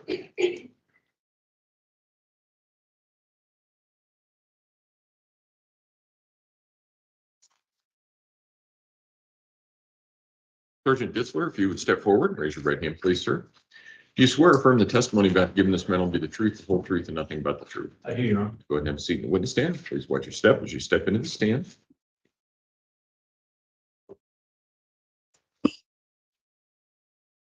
Morning. Morning, sir. Please state your name, spell your last for the record. Yes, my name is Roy A. Ditzler, Ditzler. What's your occupation? I am a sergeant with the Colorado Springs Police Department. How long have you been with the Colorado Springs Police Department? February of this year was 21 years for me. Congratulations. Thanks, sir. What are your current duties? Currently, as of mid to late January, I was assigned to the Drug Enforcement Administration Task Force, which investigates drug organizations, large-scale drug organizations. Sounds pretty exciting, but we're not going to talk about that now. Let's talk about what you were doing back in January of 2020. Yes, January of 2020, I was assigned to Colorado Springs Police Department's Metro Vice Intelligence Task Force, or unit, and I was the supervisor of the intelligence unit. And what does the intelligence unit do? So I was responsible for coordinating and allocating resources for undercover operations, surveillance activity, conducting investigations that involve threats to city government entities, law enforcement entities, domestic terrorism incidents. I was also assigned as a joint terrorism task force officer with the FBI at that time. Back on January 31st of 2020, were you asked to assist in the investigation of the disappearance of Gannon Stauch? Yes, I was. I was asked by my lieutenant at the time, John Koch, to reach out and contact Detective Abenshan with the El Paso County Sheriff's Office. I was informed that he needed assistance or assets from our division for surveillance activity. Were you also asked to place a GPS device on a vehicle? Yes, sir. As part of that surveillance activity, I was asked to affix a GPS tracker to a vehicle. Yes, sir. And what is a GPS tracker? GPS tracker is like a magnetic device. They vary in sizes, but you affix them to the undercarriage of a vehicle. They can be affixed or to various types of property, but in this case specific, it was going to be affixed to a vehicle. So the magnet affixes or attaches to a metal property under the undercarriage of the vehicle. They vary in sizes. They could be 1 inch by 1 inch. They could be 3 inches by 4 inches. And they really just look like a piece of thin rubber that covers the actual magnet itself, and it operates with a GPS. And why were you asked to come in to do that? Is there a technique or plan on installing these GPS devices on vehicles? Yes, well, as being assigned or part of being assigned to Metro VNI, we oftentimes get tasked with placing those trackers, GPS devices on vehicles or property. It's a bit of a specialized detail. I've provided training to detectives at the division on proper installation and how to use those devices once they're affixed. The application that you can use on your phone or a computer to track the said item that you affix the tracker to. You can place geofences around a certain area that you want to receive alert or notification on if a vehicle is going to move and it moves out of a certain area. You might receive a notification to your phone or to your computer letting you know that it was moving. Sounds like there's various ways to use this device and monitor the movement of the vehicle. Is that fair? Yes, sir. Is there also is covertness to it? Do you want the person who owns the vehicle to know that you're placing this GPS device on it? No, sir. And why is that? Well, one of the reasons that you may use a GPS tracker as an investigative technique is to minimize exposure or the chance that the person you're trying to surveil may find out or figure out that you're actually surveilling them. They may see you fixing a tracker. They may see the same vehicles passing by multiple times, and that could compromise an investigation. So you want to use techniques and tactics to use undercover methods to even install the tracker. So what information did you receive on January 31st of 2020 to go through this process of the surveillance and installation of the GPS tracker? So Detective Abenshan requested that Metro VNI units and myself respond out to 6627 Mandan Drive out in the county of El Paso, which was Letecia Stauch's residence. Deputies had been on scene conducting a keep the peace investigation, and he informed me that he wanted surveillance to be conducted on a vehicle associated to Letecia Stauch.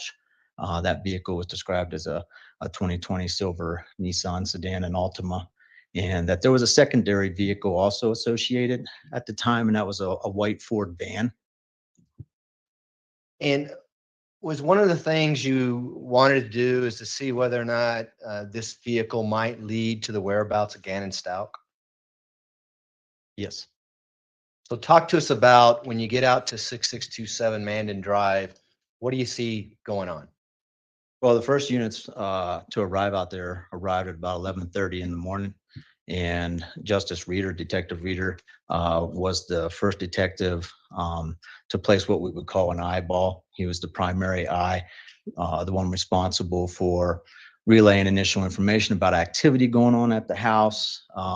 When the specific vehicle that we're watching was moving, the occupants that were inside that vehicle. So that information could be aired out over the radio, so we could adjust our surveillance assets to follow that vehicle away from the house.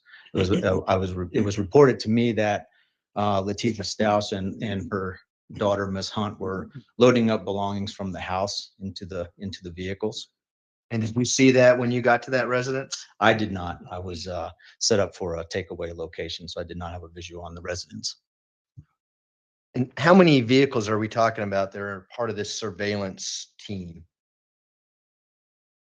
Well, I requested numerous assets from the 40s team. The 40s is a street level narcotics team that usually consists of, back then, was like 6 to 7 personnel. They're no longer in existence. And I requested assistance from the 50s The 50s is another street level narcotics team. Again, the same number of personnel assigned, and requested assets from the 80s, who is also a street level narcotics team. However, their focus is marijuana. They were a slightly larger team. Reason I asked for so many assets to respond out there, who actually didn't, or not all of those assets arrived until later on in the surveillance operation when we were downtown, is because it's difficult to account for one vehicle, a primary vehicle, let alone two vehicles. Setting up enough takeaways to be able to follow somebody away. If somebody gets out on foot, the subject that you're surveilling gets out on foot and is going into businesses, or you want to follow them around in a particular area, to send a resource out there to do that is pretty taxing.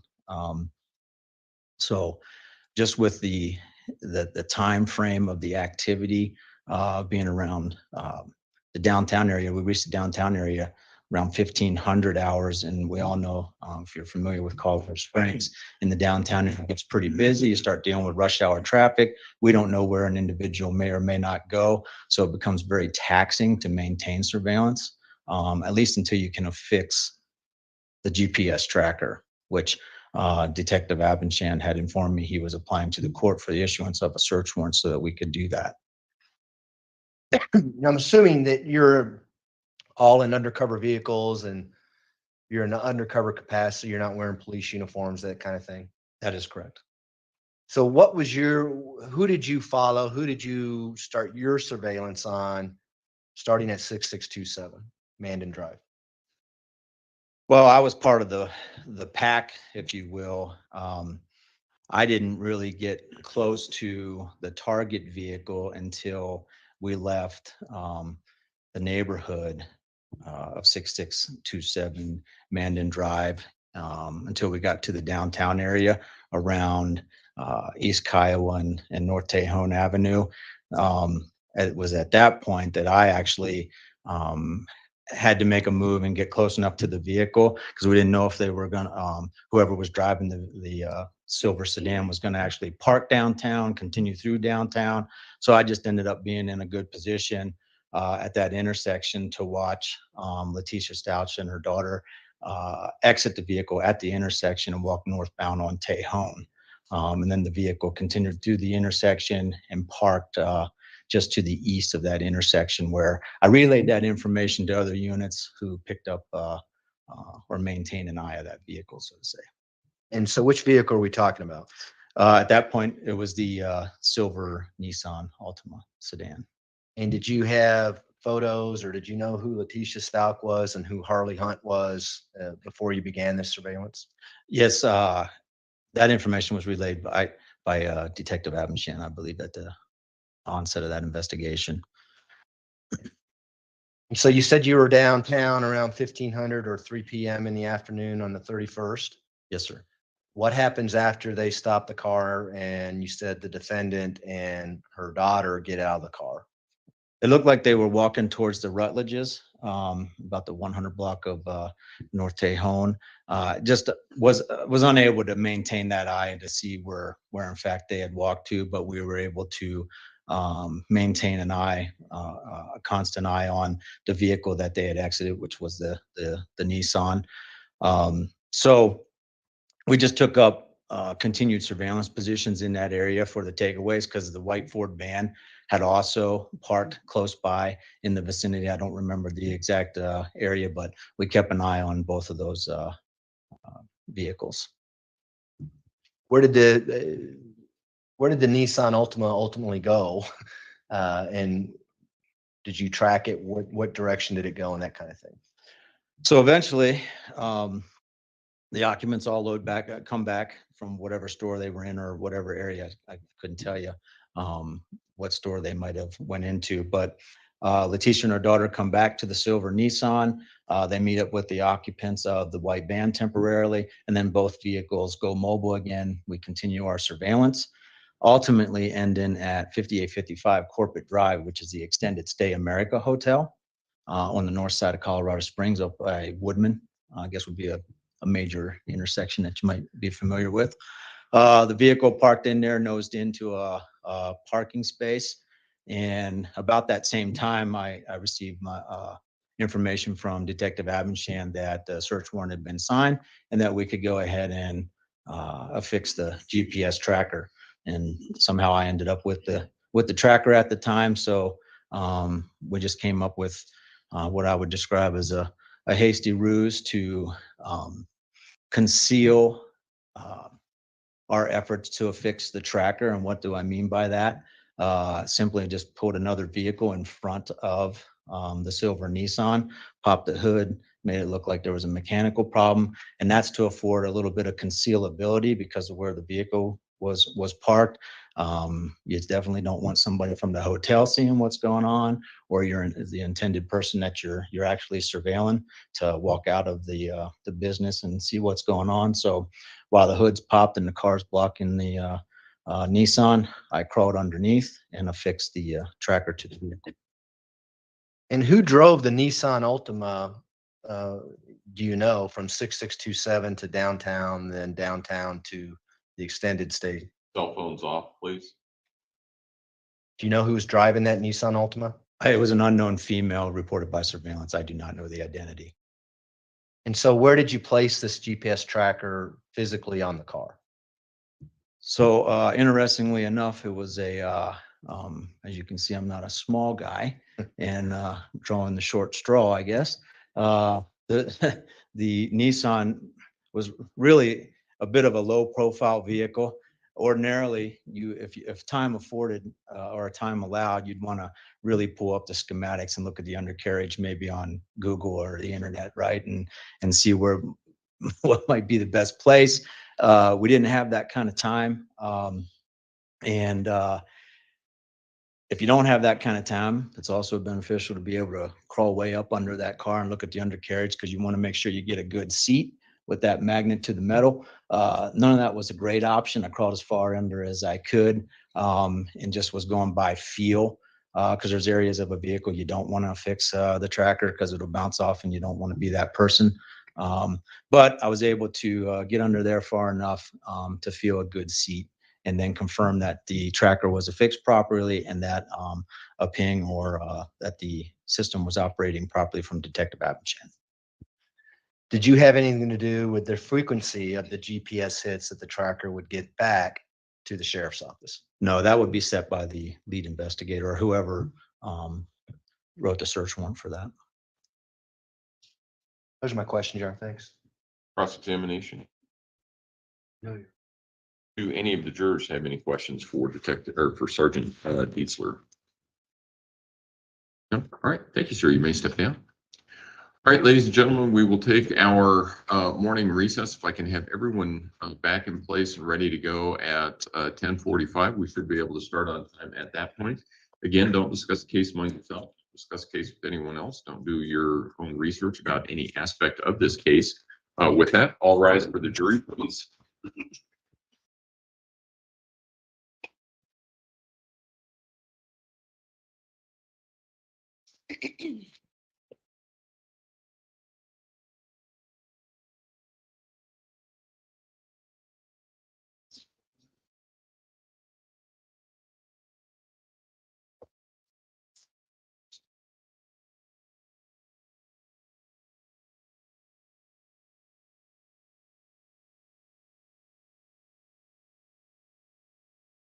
Thank you. You may all be seated. The record should reflect the jury has left the courtroom. Is there anything you need to take up outside the presence of the jury at this point in time? Prosecution? No, Your Honor. Defense? That's okay. The court will be in recess. Thank All you. rise.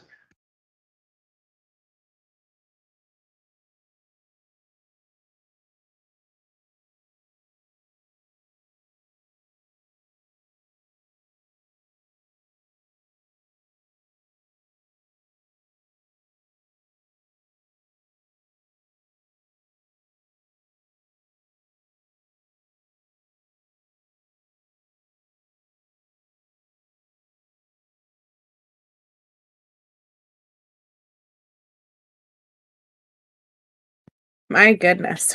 What a morning. What a morning. Yeah, get up and move. Take 10 minutes. walk around, do all the things, listen to my voice while you take your break. If you're in here clipping stuff, clip it now. Nope, I'm here. I'm here. I'm here. No, not sound issues. We're good. I know, let me see. We were talking about who wants to play marbles. Oh my goodness, Ringo, you just showed how old you are. Who still plays marbles?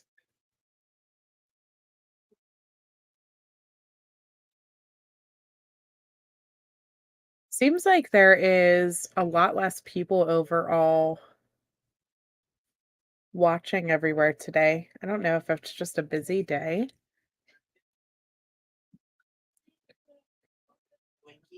Or what's going on, or if yesterday was just that hard on everyone. It was rough. What did you guys think about her brother whenever he first came up?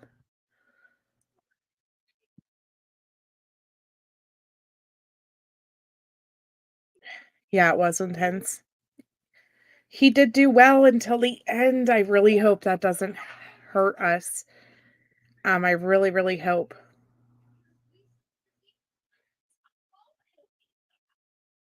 Brother lashing out at Letecia, it was a positive for the prosecution at the beginning. I feel like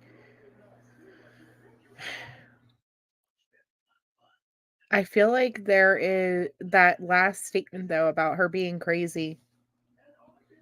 I feel like that's a natural reaction because obviously she's crazy if she did this, right? Yeah, I'm glad the jury saw him. Did you guys watch her through it? Can we talk about that? Not a movement. Let me pull it up. Not that I really want to hear him cry again or anything, but the way she responded when he did that.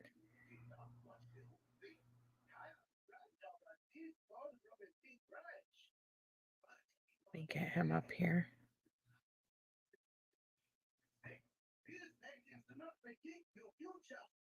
He like is so stoic. She doesn't even make a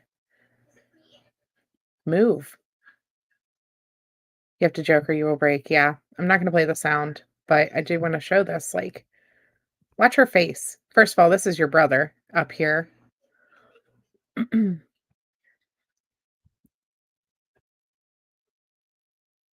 he starts to break down, and it's literally like right as I switch the camera to show him.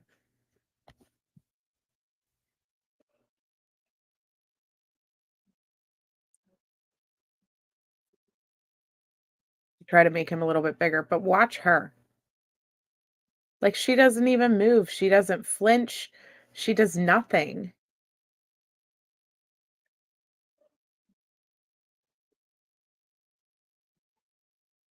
It's like he had it built up inside of him, though, like he had to release it. It's probably the first time he's seen her, probably the first time he's talked to her since everything. But she just sits there. She doesn't even budge. Nothing. Watching her little brother break down. She does not even flinch. Not anything. I was mind blown. Yeah, me too. I was crying too whenever he was talking about the suitcase. A few minutes after this, it looks like she wipes away a single tear before turning to talk to her attorney. She has no remorse. She doesn't care. Look what she did to Harley. I know. It did. Yeah, it took my breath away too. Started crying immediately. It was rough, shocking, and heartbreaking. She is. She is so unfazed and disinterested. I just don't understand how you can watch people like I know how my relationship is with my little sisters. And as much trauma and as much everything as we went through growing up, despite how on and off again our relationships are because our family is just goofy. if something ever happened to my sisters, I would be there. I would care. If they were sitting there in front of me, bawling their eyes out and frustrated and upset and all of the things, I would care. And she just nothing. She has no F's to give at all, period. Exactly. Exactly what I was thinking, logical one. She should have showed emotion here, because if she is really trying to claim that another personality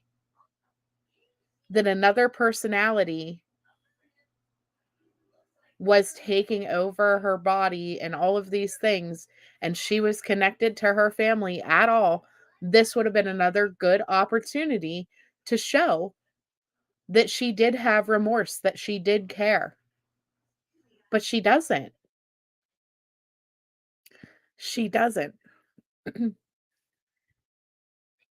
That's true. Some people aren't that close as siblings. That's true too, Amber Riot. They're 14 years apart. He sees her as his big sister, but it's possible that she's emotionally detached from him. It'll be interesting to hear from other siblings. Well, I don't know how I feel about this road that they're going to go on. They're going to put their entire family on trial.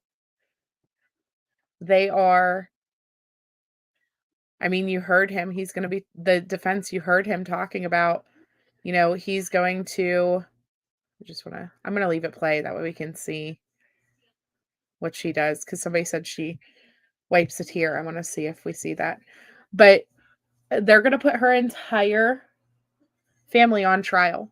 Her childhood, the things that happened to her, what she went through, her relationships, all of it is going to be on trial to prove that she had some type of break and things like that. Yeah, they showed up for her when she needed that. They were her go-to people. You cannot fake empathy. You either have it or you don't, right? No, he was only 2 when she left home. They were probably, no, I think he said he was 6 or 7. Was he only 2 whenever she left?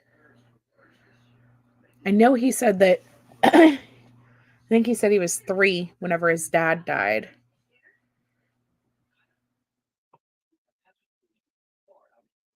You're replaying, Dakota. Yeah.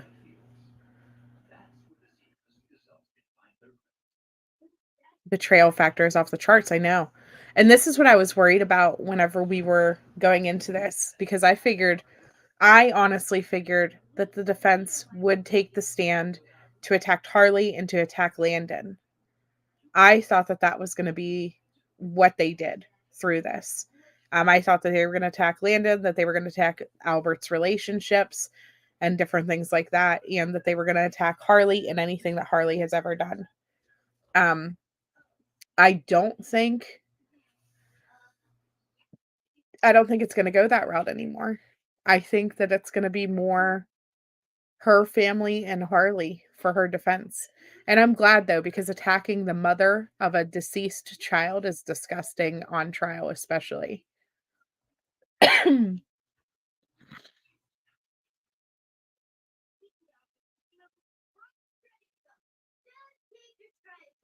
You thought you had her name down.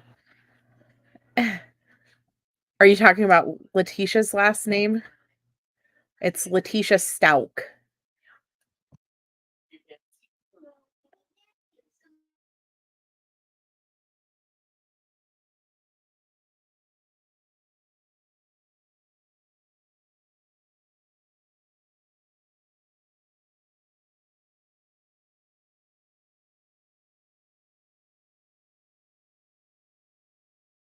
That's right. 3 when dad gave him too much alcohol. Thank you so much. 2 when she left, 7 when dad died. Okay, so they might not be that close.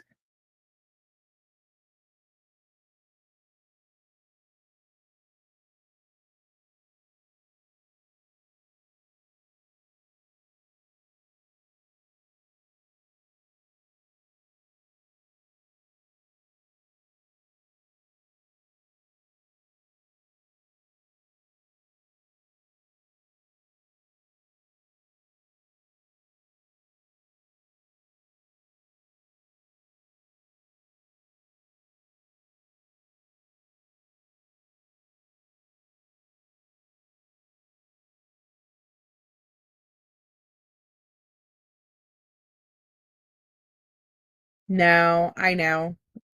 Hardin is her maiden name. Yes. Maiden name is Hardin. Lowry is the siblings' names, and Stauch is how you say their last name. But it's funny because her lawyer says it wrong every single time. Right. Still seeing what you've done to a human being and your family should still make you feel horrible. They may not be that close emotionally, but he was clearly emotional. Yeah, he showed up when she needed support, and that's big. Here's the wipe. There's the wipe. I totally missed it. Still. It's awful. Did he say 1240? Or I'm sorry, did he say 40 or 45? I can't remember. Is that where she wiped a tear? It sounds like it. Back. Timestamp, where we at?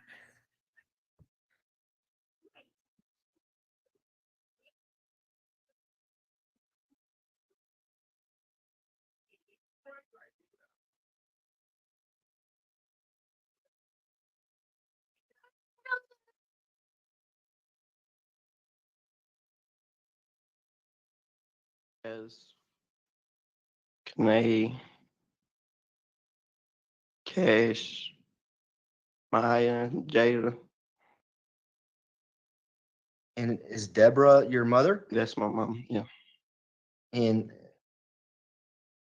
for the most part, did your family grow up in North Carolina, where you're from, Lumberton, and Yes, sir. them still living out there? Yes, sir. And you mentioned that Letecia Stauch is your sister, Yes, sir. and you see her in the courtroom today. Yes, sir. Could you point her out and describe what she's wearing? A green sweater. And when was the last time you saw her? When we came down here in 2020. So January 2020? Yes, sir. And so I want to talk about that a little bit. When you said you came out here, who came out here? Me, my mom, and my Aunt Brenda. And what's Brenda's last name? Akron. What's your mom's last name? Locklear. Why'd you come out here? We come out here to help support Tisha because we felt like she was being wrongly accused for something that we believe she would never do. And so I'm sorry, go ahead. We also wanted to come out here and help look for him. We did.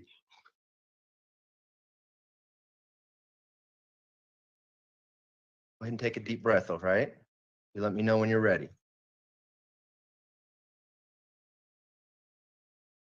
I'm ready. So you wanted to come out and help. You refer to her as Tisha, Mhm. and you also wanted to look for Gannon. Yes, sir. So do you remember when you came out?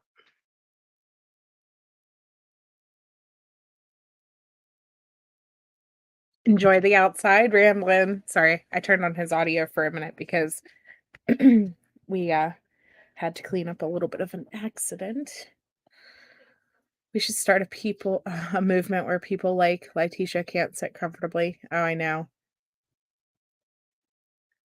You know what, though? He wasn't defending her. He was there as a witness for the prosecution.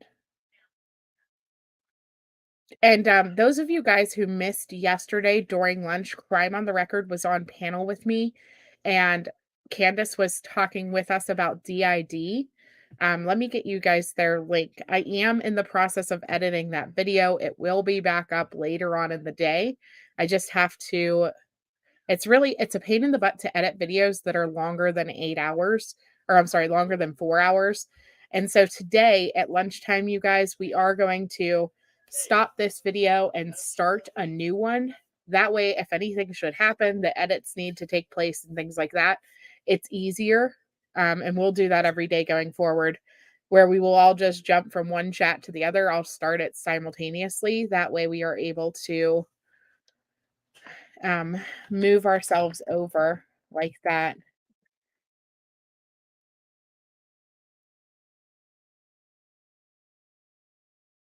Let's see. So here is Crime on the Records link. And like I said, this is who joined us on panel yesterday. Thank you so much, Emily. Imagine the guilt he feels defending her when he was, yeah, the betrayal must feel real. I know. I really hope he has a great support system. I really hope that they are all seeking counseling. I will never say that counseling is overrated in any way, shape, or form. I really truly believe that people who go through traumatic events like this and things like that really do need to see counselors. Okay, I see it right here. Here's the tear wipe. Oh, wait, I just went past it.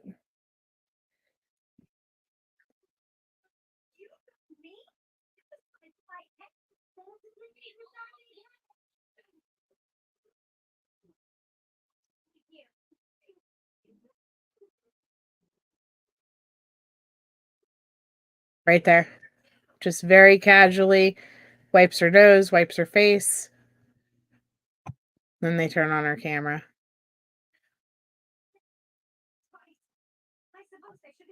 Yeah, it also makes sure the stream is fresh and working properly. I never even honestly thought about it until, right there. I can loop you into the next live. I am going to have to figure that out, Avery. I know that there's a button, but yeah. Who is the snack mom today, right? Who was in charge of snacks? We are all hungry. I think CDT was passing out Easter candy, actually.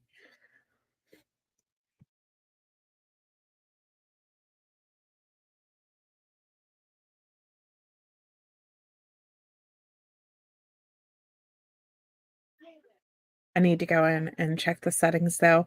I need to make sure, too, that I turn on the closed captions for the next screen as well, because I prefer to watch it with closed captions. I know that there are people who need closed captions because of auditory reasons, but honestly, I like the ability to see the words too sometimes, because I'll be like, did they just say that? And then I'll rewind a couple seconds and be like, oh, yes, they did.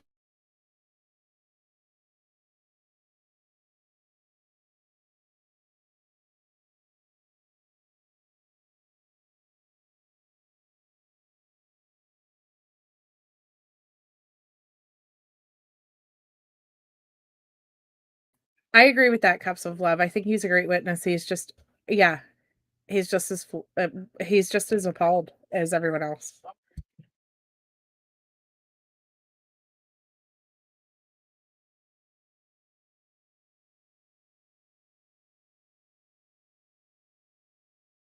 Jury has returned to the courtroom, or I'm sorry, the jury is not present in the courtroom. With that, do you have your next witness? Yes, he's here. Okay, let's go ahead and bring the jury in.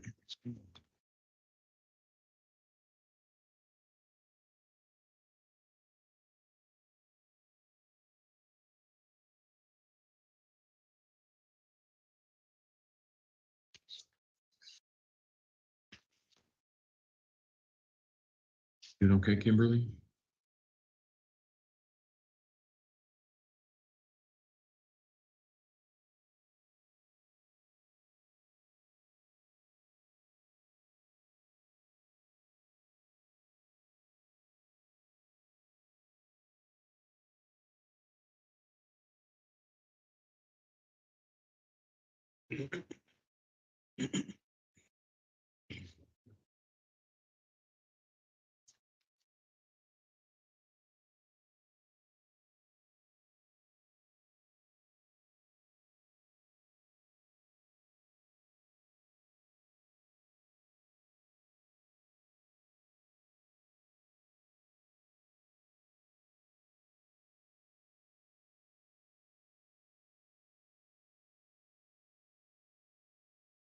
All rise for the jury, please.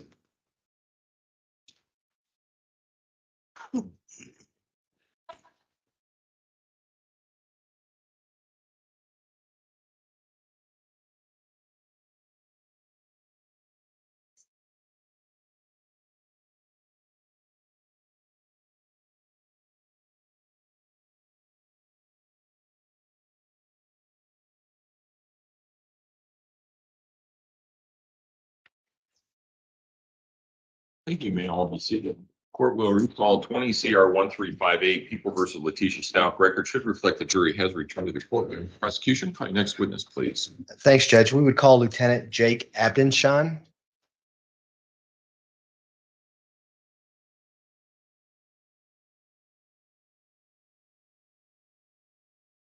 Lieutenant, if you would step forward, raise your right hand, please, sir.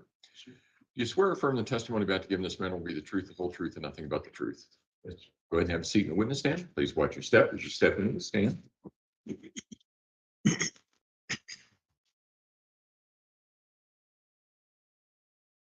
Morning. Good morning. Could you please introduce yourself to the jury and spell your last name for the record? My name is Jacob Abenshan. Last name is spelled Abendschahan.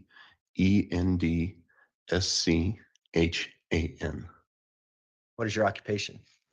I've been a deputy sheriff for 21 years. And what is your current duties? I'm a lieutenant for the patrol division. What does a lieutenant for patrol division do? A lot of administrative work, as near as I can tell. Just overseeing the general operations of the day shift on patrol. Sounds like a blast. You would think, but Been there, done that. Don't want to do it again. Let me take you back to 2020. What was your role with the sheriff's office back in 2020? in 2020, I was a detective sergeant in the investigations division. And as a detective sergeant, were you involved in the investigation of the disappearance of Gannon Stauch back on January 27th, 2020? I did have some involvement with that case. And particularly on January 31st, 2020, were you responsible for the placement and monitoring of a GPS device on a particular rental vehicle?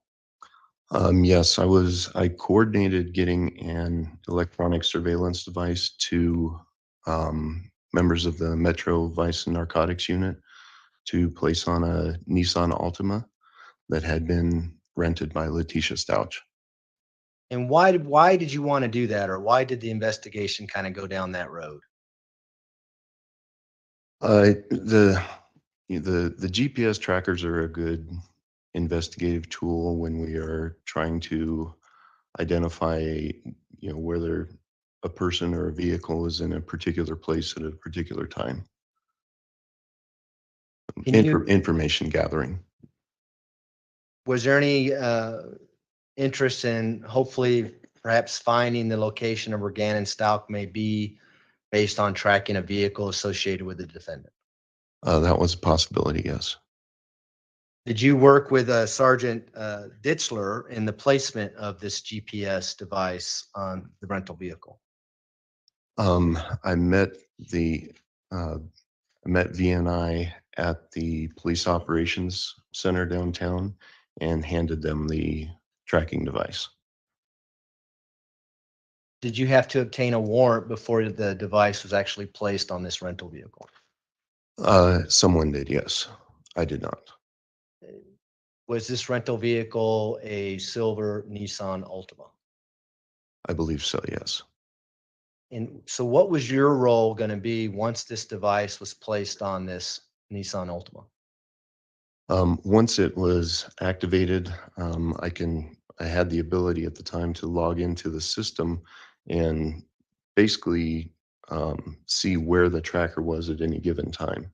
And it generates points like a latitude, longitude, and addresses to let us know kind of how the vehicle is moving. And would you be monitoring this 24/7, or would it just be randomly looked at? Not 24/7. It keeps a historical record of the addresses that a vehicle was at, how long it stopped, what time it was there, that kind of thing. I did that evening make some periodic checks just to make sure that it is registering, because if it were to run out of battery or something, that would be an expensive issue. And do you have the ability to set the timing on this GPS device as to when it would I don't know what the proper term is, but go off to say where the vehicle is placed at any given time? There is like a time adjustment that you can use based on how long you think it's going to be placed.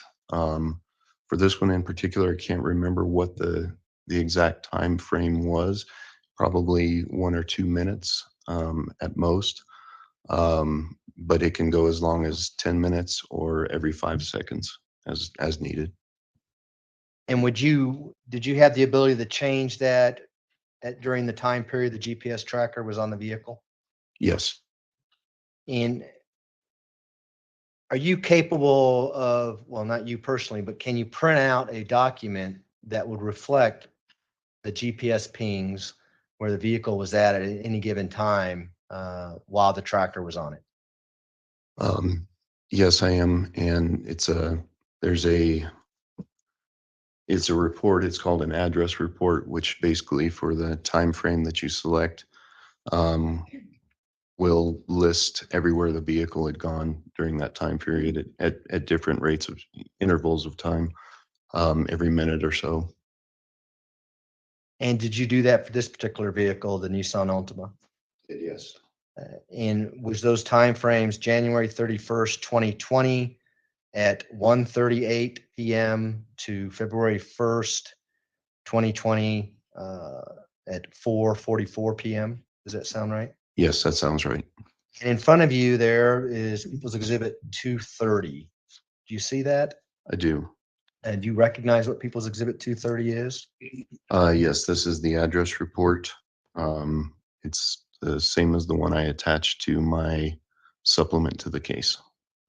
And does that accurately reflect the pings that came off this GPS device that was attached to the Nissan Altima that was related to Letecia Stauch, the defendant in this case? Yes.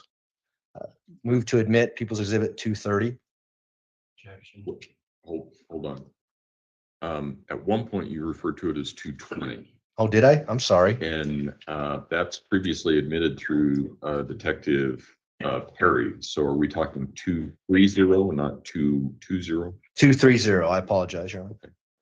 Just want to make sure it's clear. 230 will be admitted. Go ahead. And so for the record, the 230 is a 5-page report that has various GPS data on it. Is that correct? Yes. If we can publish 230, please.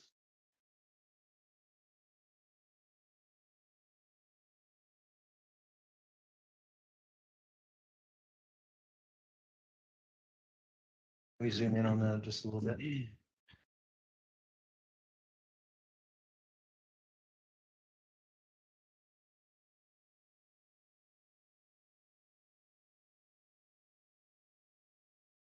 So what we did is we zoomed in on the top of page 1 of People's Exhibit 230. Could you just kind of run down what we see here, and we can just use the top line there. Can you just go through the different columns and explain what we're looking at here for the jury? Absolutely. So the first column, the devices, we named the different devices based on the detectives that would use them frequently. So this one is named after me with the moniker of Jake. In Mountain Time, it gives the date and the time that that tracker device is currently experiencing.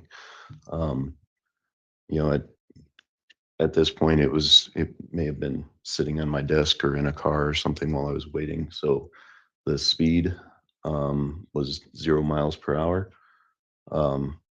Park time, generally, that's like if it moves from one spot to another and then stops, it'll give us, like the third line down, 26 seconds. So, and then it gives an estimated address. 16 East Castilla would be basically the sheriff's office, main office, or the parking garage directly behind it, which is where my office was. So then next it's giving a latitude and longitude. So those are the GPS coordinates on that device. And obviously that would match up to the address that's listed in the previous. Yes, it would be very close. Yes. So the first entry Is it safe to say that the GPS device is at the sheriff's office? I would feel comfortable with that, yes. If we could go to page 2.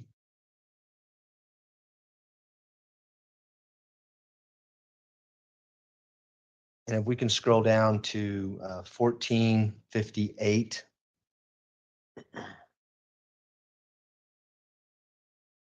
Thank you.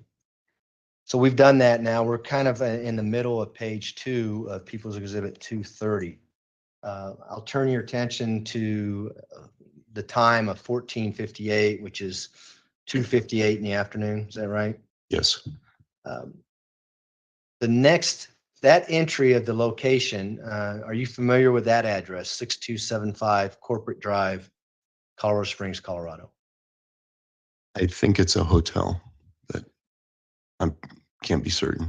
Would that be the Extended Suites Hotel? It could be, again, I'm not sure.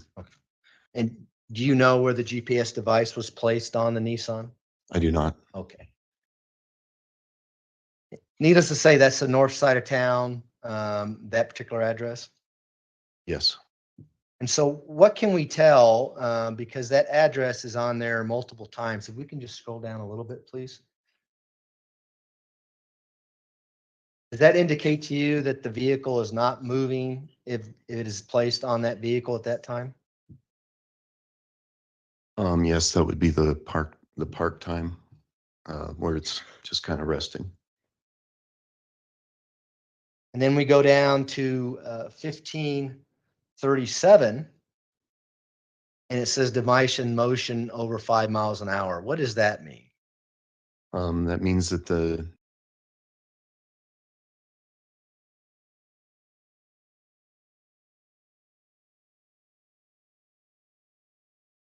And so at 3:37 on January 31st, the vehicle is now in motion. yes. We can go ahead and scroll down now, please.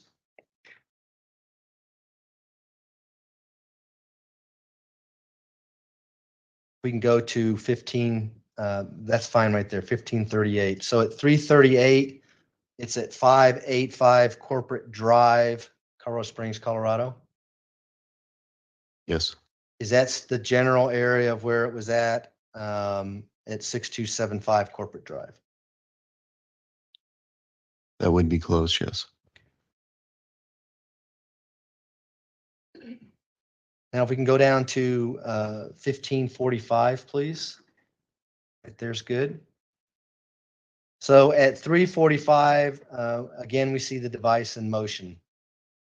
What does that mean to you?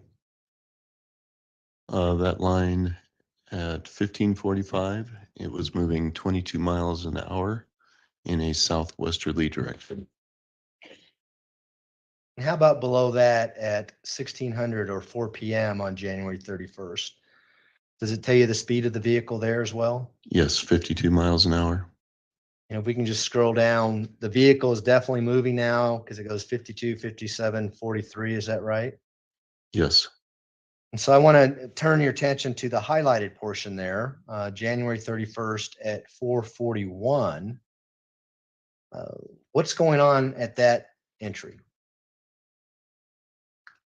With that entry, we have a brief stop in the area of 15291 South Perry Park.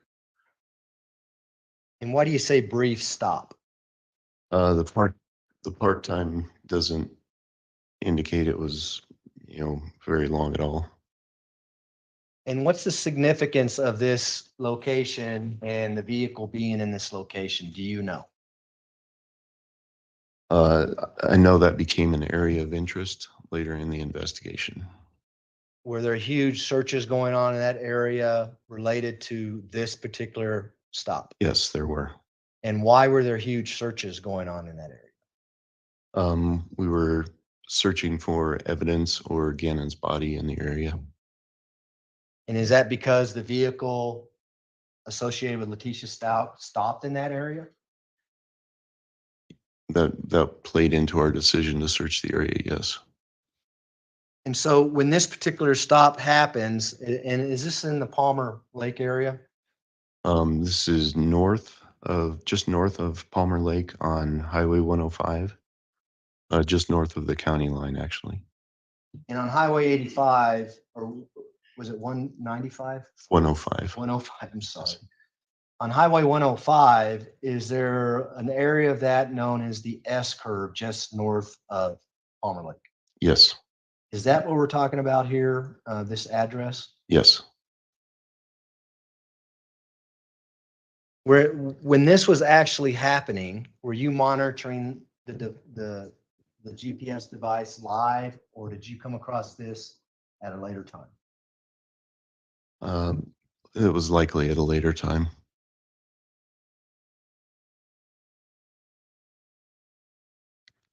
If we can go ahead and just scroll down, about right there's good. So at 4:58, the vehicle now is going how fast? 41 miles an hour westbound. So can you tell by looking at this, the frequency of the GPS pings? Well, that looks like 5 minutes, every 5 minutes. And would that be consistent throughout? Tell us how that works. Boy, somebody else would probably have to get into the specifics on when it gets into that. Is the GPS device designed to ping if the vehicle stops, for instance? Yes. And if it doesn't stop, will it go every 5 minutes? Yeah, that would. So Depending on what the setting, and based on that, I probably set it for 5 minutes just out of concern of the battery dying. The battery dies, you don't get any GPS data, is that right? Right.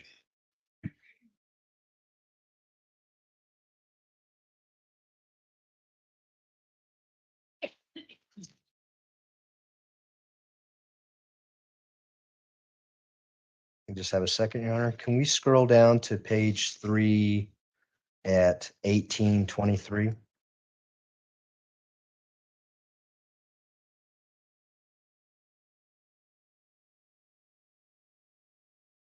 So at 1823, we're back at 5850 Corporate Drive. Is that right?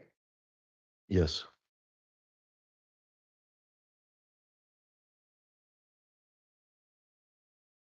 And is that the same area that the vehicle was at roughly at 3:38 p.m. on January 31st? Yes. And so now we're at 6:23 p.m. Is that right? Yes. Okay.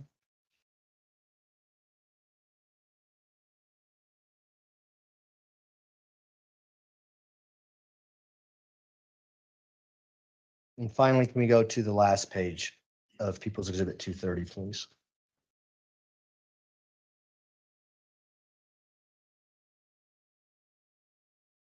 You can scroll down to,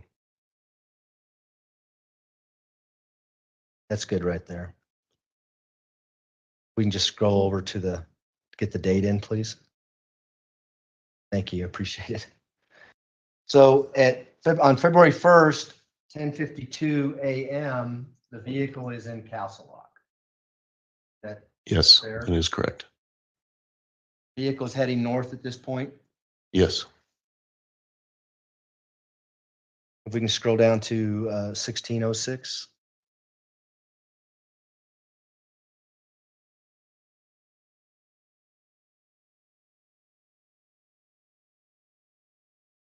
That's good. And so at 4:06 p.m., the vehicle now is in Denver. Yes, at the rental car return or rental car area at DIA.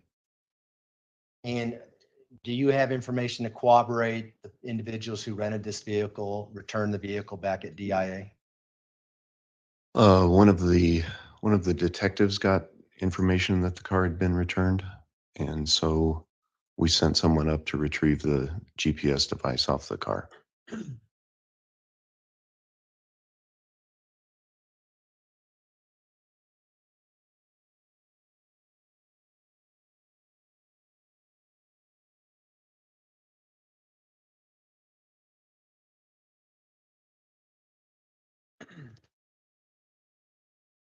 Now, this information that we have in People's Exhibit 230, is it common for other individuals to use this data in conjunction with cell phone data, app data, GPS data from other vehicles to kind of coordinate where individuals are at any given time?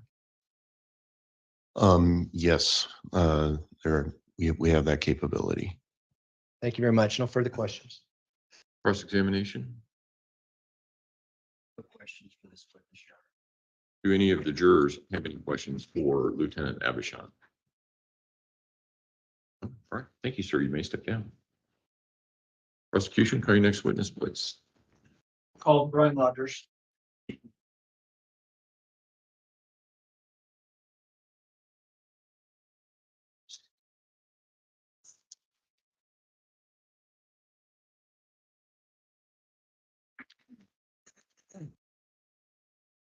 Mr. Rogers, if you would step forward and raise your right hand, please, sir.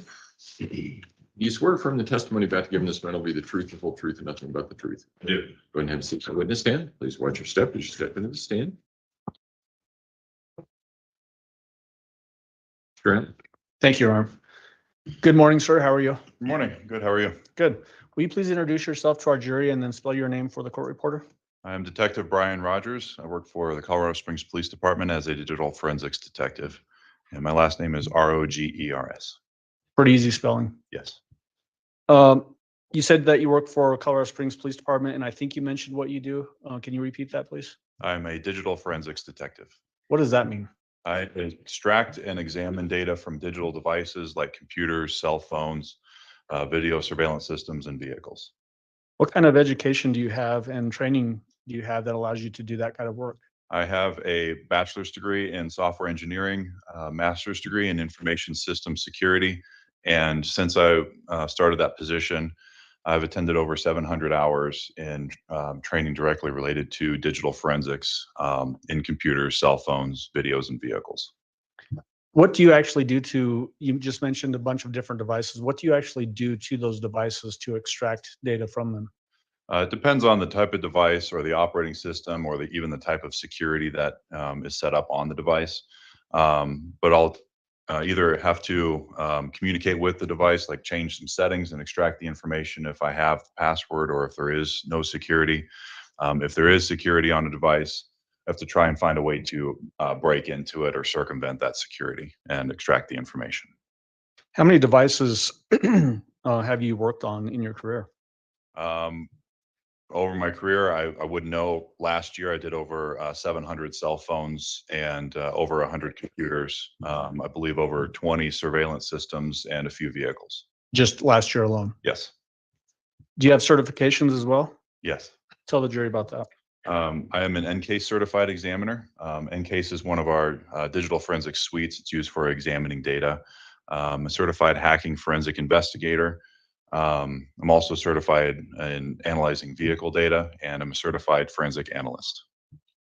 Are you a member of any professional organizations? I was previously, but I did let that lapse. We weren't getting any benefit from the organization. All right. Have you been qualified and testified as an expert witness in court? Yes. How many times? More than 50 in this district. Have you testified in any other districts besides the 4th Judicial District? Yes, I have. Oh, how many others? In Arapahoe County in Colorado, in federal court in Denver, and federal court in Bakersfield, California. And in each of those, excuse me, I've got a frog in my throat this morning. In each of those examples, were you qualified as a digital forensic examiner expert? Or something along those lines, yes. Okay. All right, at this time I've moved to qualify Detective Rogers as a expert witness and digital forensic examiner. Thanks.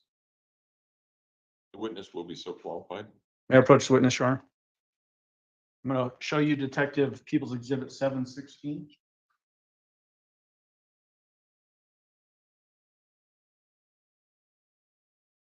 Detective, do you recognize that exhibit?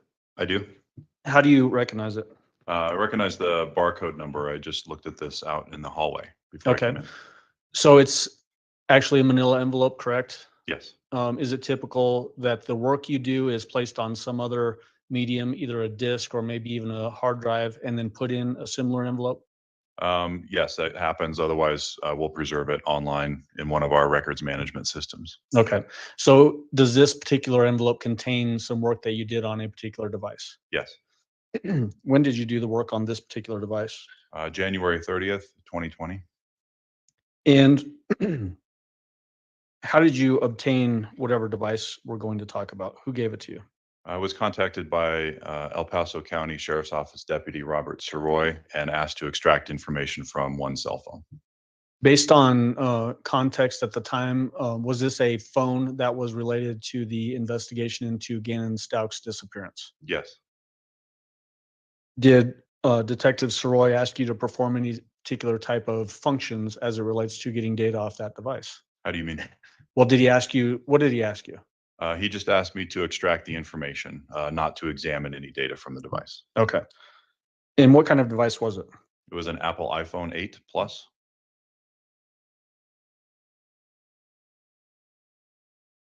When a detective, either from your own agency or from a fellow agency in the community, asks you to do something like that, do they give you any information about where the phone came from?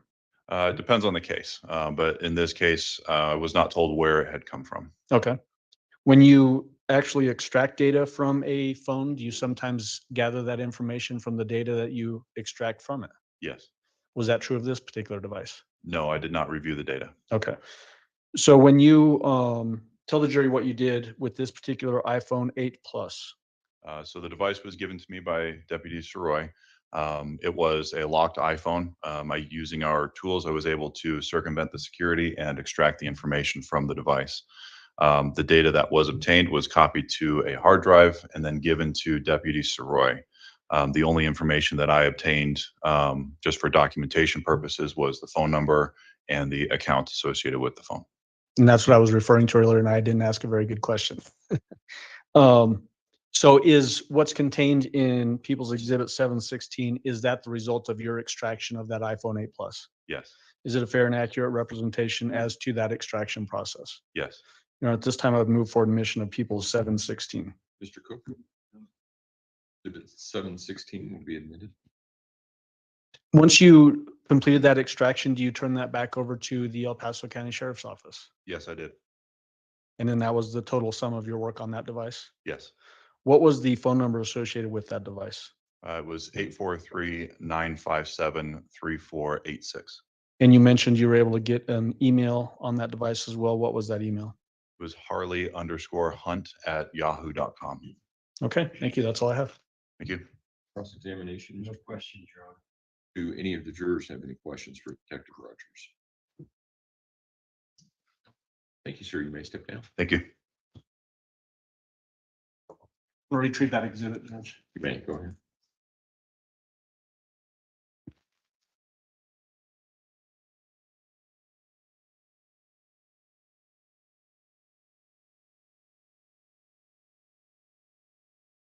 Prosecution, for the next witness, please. People would call Robert Siroi to the stand. Right. Mr. Siroi, if you would step forward and raise your right hand, please. You swear affirm the testimony about to give in this matter will be the truth, the whole truth, and nothing but the truth. Yes, Your Honor. Go ahead and have a seat in the witness stand, and please watch your step as you step into the stand.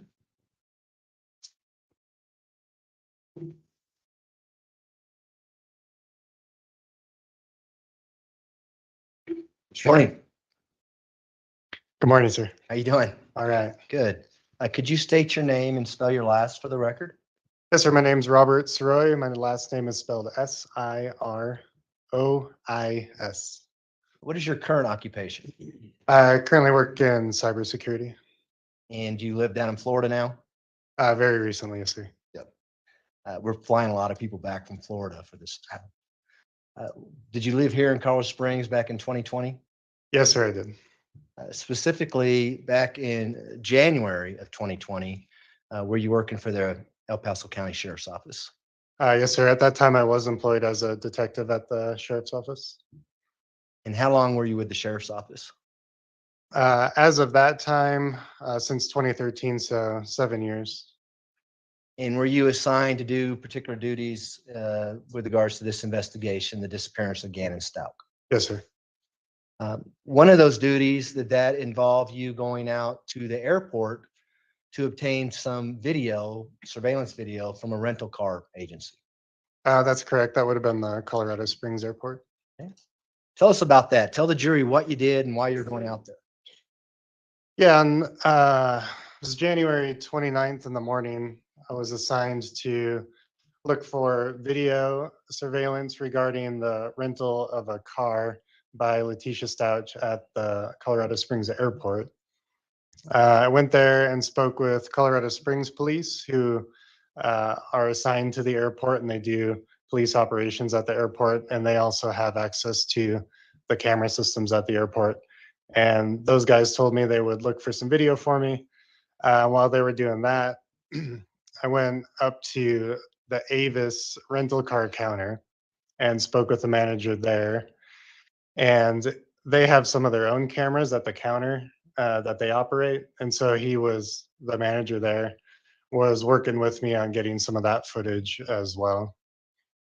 And did you have some information with regards to a vehicle that was rented by Letecia Stauch from the Avis rental car at the airport?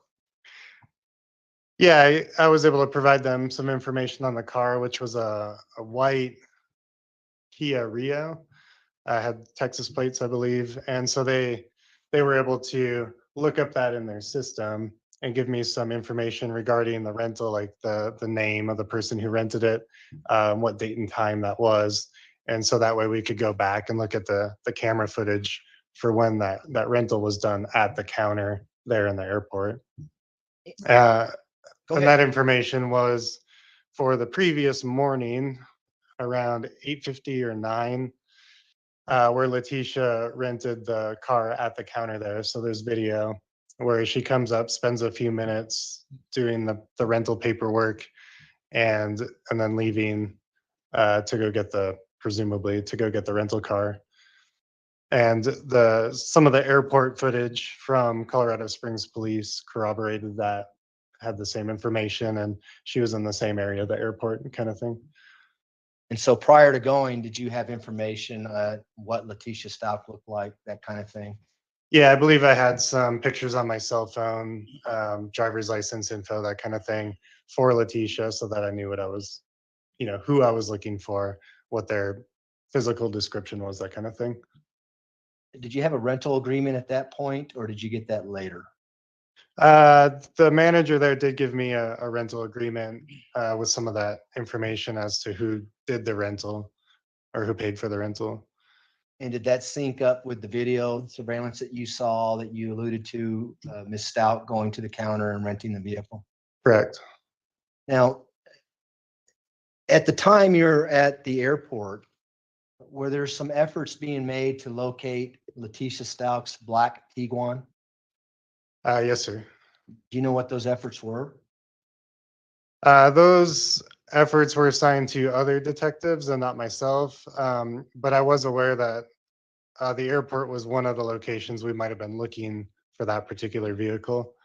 And so there were some detectives searching the airport for the black Tiguan at that time.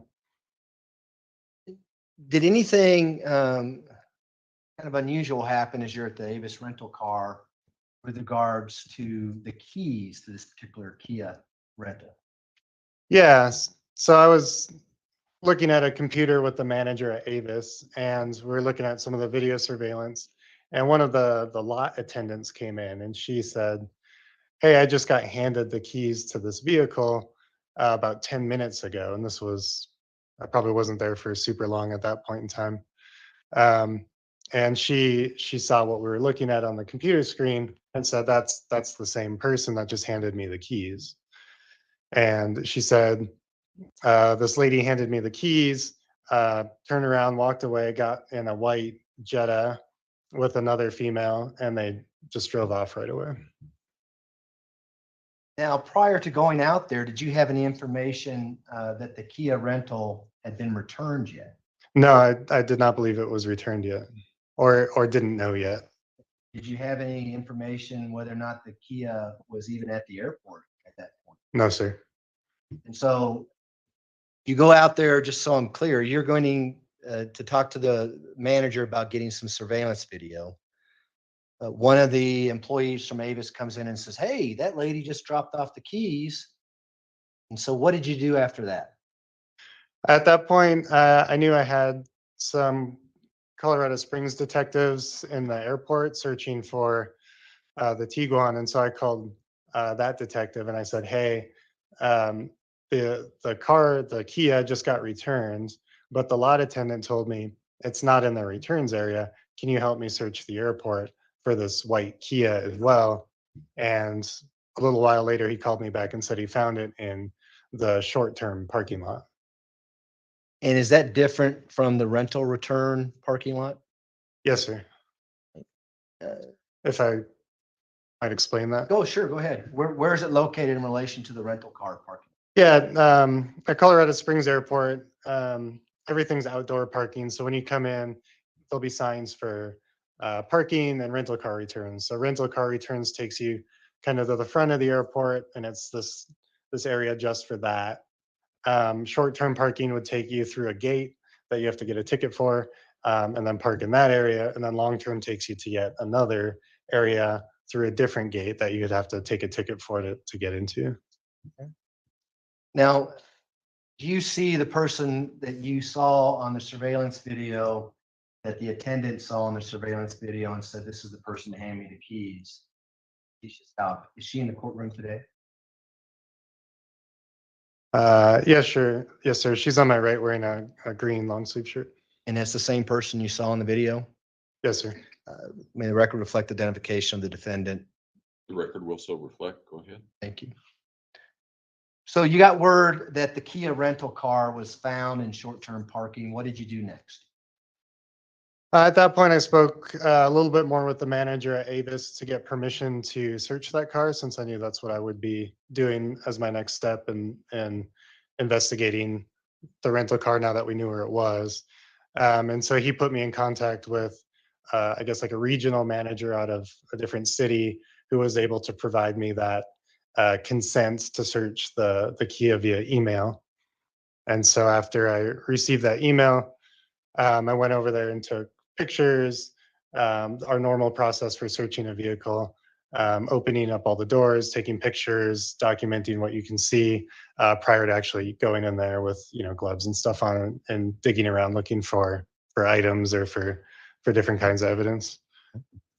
And do you know whether or not that's Avis's routine practice is to have customers to drop their cars off in short-term parking? Objection, Your Honor, that calls for speculation.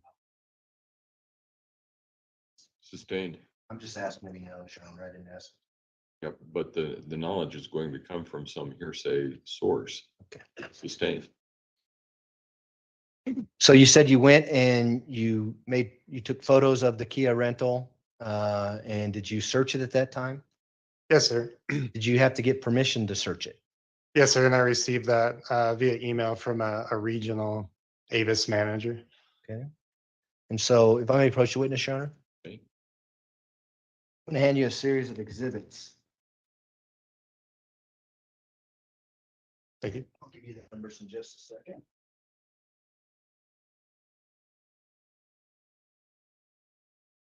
Oh, yeah, no, go ahead. And when you take the lid off or unscrew it, realize that it comes out fast. Understood.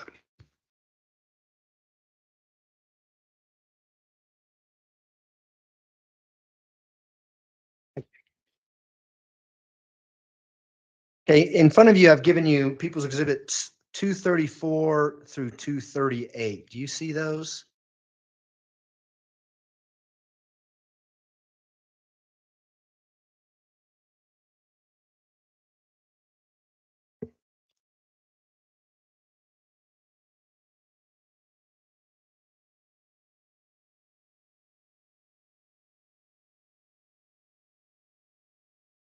Yes, sir.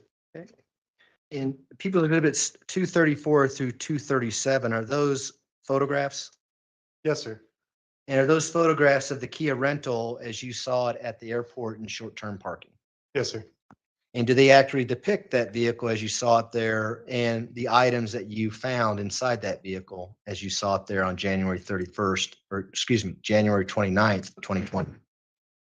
Yes, sir.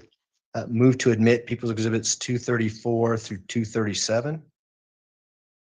Mr. Cook, exhibits 234 through 237 will be admitted. Go ahead. Oh, I said just a moment. Oh, I'm sorry. Sorry. That's okay. That's fine, Your Honor, no objection. All right, exhibit 234 through 237 will be admitted. Go ahead. Request to publish People's Exhibit 234. You may, go ahead.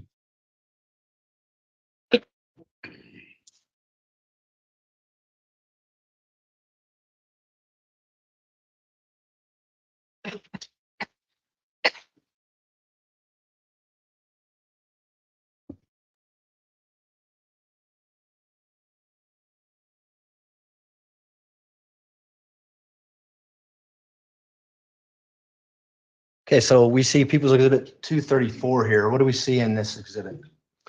This is a photograph of the car in the foreground. The closest car in the picture is the white Kia Rio that we've been discussing. The cars behind it are incidental. They had nothing to do with the photograph I was taking. They just happened to be in the background.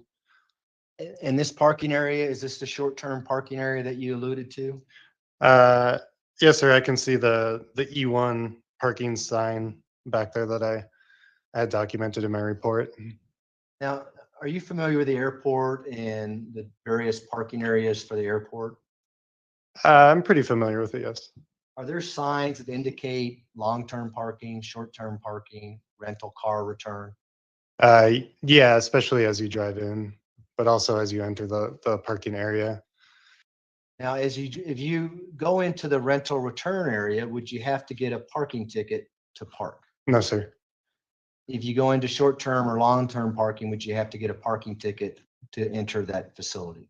Yes, sir. In both those cases, there's a gate that stops you and you have to press a button to get a ticket. And are you familiar with how long you could stay in there without having to pay to park, for instance? Yeah, I believe it was less than an hour, maybe an hour. May not even have been that long. And I only ran into that because I had driven through there to get over to where I took these photographs and kind of ran into that issue over at the place where you would pay for your parking. So I could drive through again to get into the correct lot. But I don't recall the exact amount of time. But it was less than an hour. It wasn't a huge amount of time. Okay.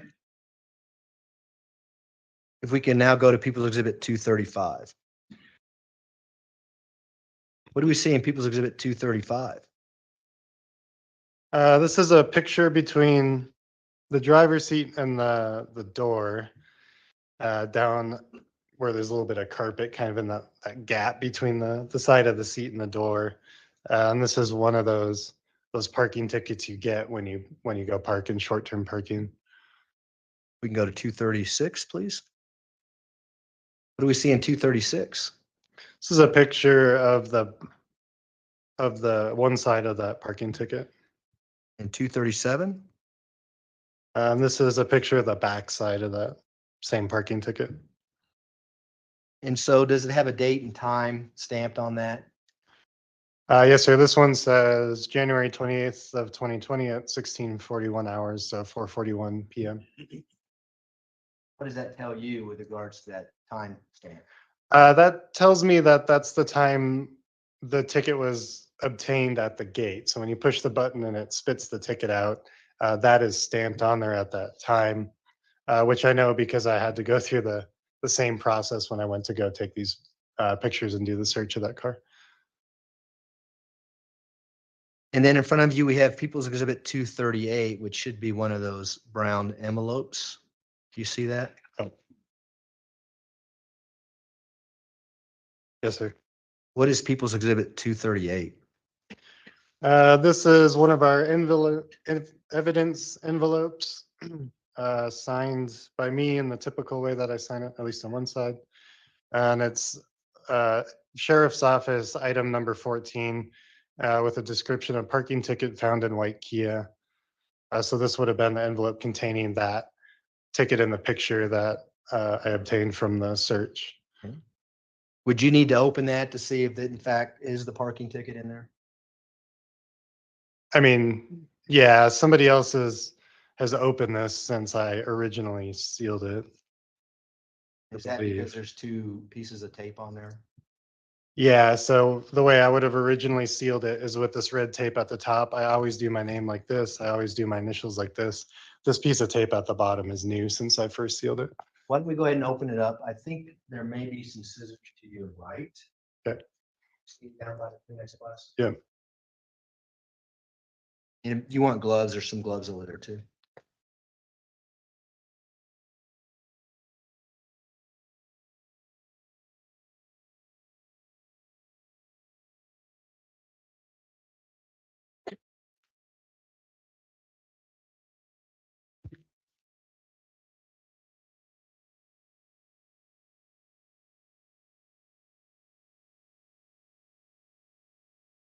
I'm okay to open this, Your Honor? Yes. Thank you.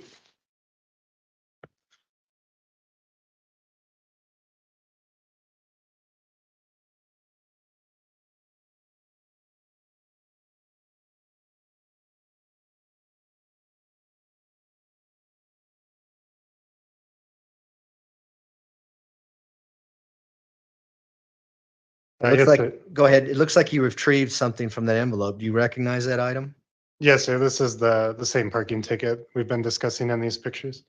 And is it in general same condition as it was when you packaged it? Yes, sir. Move to admit People's Exhibit 238. Mr. Cook, No objection. Exhibit 238 will be admitted. Go ahead. Go ahead and repackage that if you don't mind. Somebody else will have to tape it. We'll leave it as is right now, okay? Understood. Did you also do some cell bright extractions from cell phones in this case? I did, sir. And what is a cell bright extraction? A Celebrate extraction is a Celebrate is a tool we use to download data from electronic devices, primarily cell phones, but it's capable of retrieving data from other types of devices. And so when we say a Celebrate download, what we mean is downloading data from an electronic device using that Celebrate tool. And what kind of experience and training do you have in using that cell bright tool?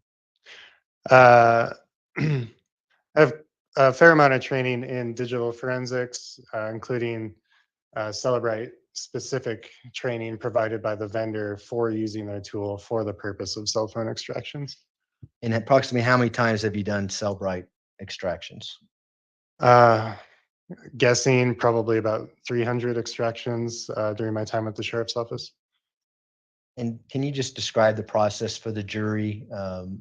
What exactly do you do with a phone to extract the information off of it? Yes, sir. In order to extract data from a cell phone, there's quite a few different factors. So it can depend on the state of the phone, whether it's on or off, the screen's broken, whether it has an SD card in it, a SIM card in it, those kinds of things. But in general, what we like to do is make sure that the cell phone can't communicate with an outside network. And so that way we know it's not talking to other phones, talking to other networks while it's sitting in our lab as evidence. And so there's a few ways to do that. We can put it in, or it can be turned off, or it can be, we can take the SIM card out so it can't talk to a cellular network, or it can be put in a special box that blocks radio signals. And I would have to refer to my report to understand the condition of a particular extraction that I did and what those circumstances were. But at that point, we can connect the phone to the Celebrate device, so the tool that actually does the data extraction. And at that point, we also have some options. So depending on the make, model, firmware version, security patch, Celebrate will be able to communicate with that phone in a couple different ways. One way is it can read it as a basically it will establish a communication link. So it'll send a piece of software to the phone that's very tiny that allows that communication to take place. And the phone has something built into it, most phones, called an application programming interface or an API. And that's just a fancy way of saying that phone has made certain kinds of communication available that Celebrite can utilize. So for example, Celebrite could say, hey phone, let me download your pictures. And the phone will say, okay, here's my pictures. You can have all of them, or you can have some of them, or you can have only these ones. And again, that depends on a lot of factors. And what that results in is what we call a logical extraction. So we're saying, can we have certain pieces of data? And the phone says, yes, here they are. The second type of extraction we can do is called a file system. So that would be like opening some kind of drive, like a CD or a hard drive or a USB drive, and seeing all those files and folders there and taking them all and downloading them. And again, that depends on certain factors with the actual phone itself. And then the third type of extraction is called a physical extraction.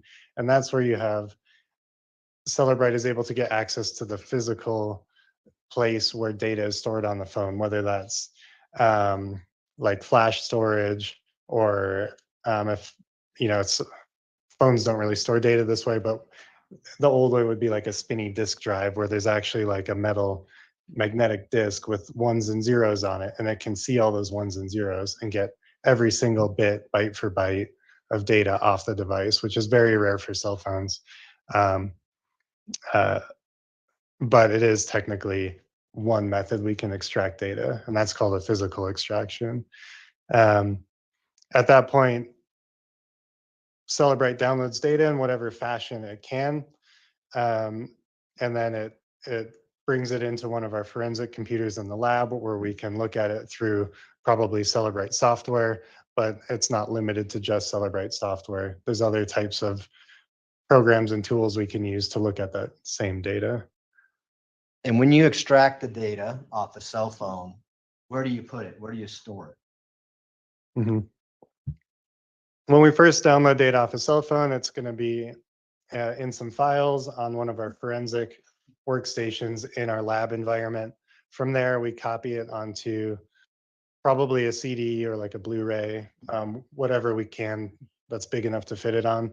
And we'll put it in an envelope just like these, and we'll drop it into evidence just like any other type of evidence. In this particular case, did you have an opportunity to do an extraction, a Celebrite extraction, on an iPhone 8 belonging to an Al Stauch? Yes, sir, I did. I believe that was from a waiver authority. Okay. And in front of you is People's Exhibit 226. Do you see that?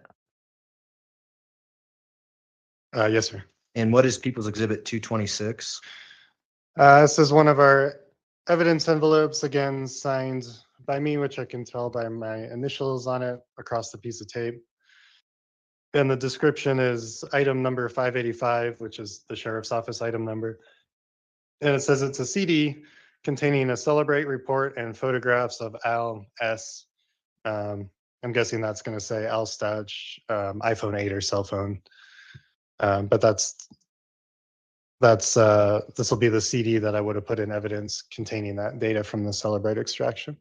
And is that envelope still sealed with the original tape that you put on it? Yeah, it doesn't look like it's been sealed in any other way since I originally sealed it on March 4th of 2020. Does that tell you then the data that is on that CD or Blu-ray disc is accurate, same as it was when you put it in the envelope? Yes, sir. We'd move to admit People's Exhibit 226. Defense? No objection. Exhibit 226 will be admitted. Go ahead.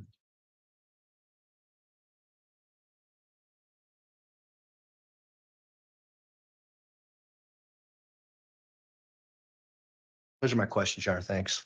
Cross-examination, Mr. Cook.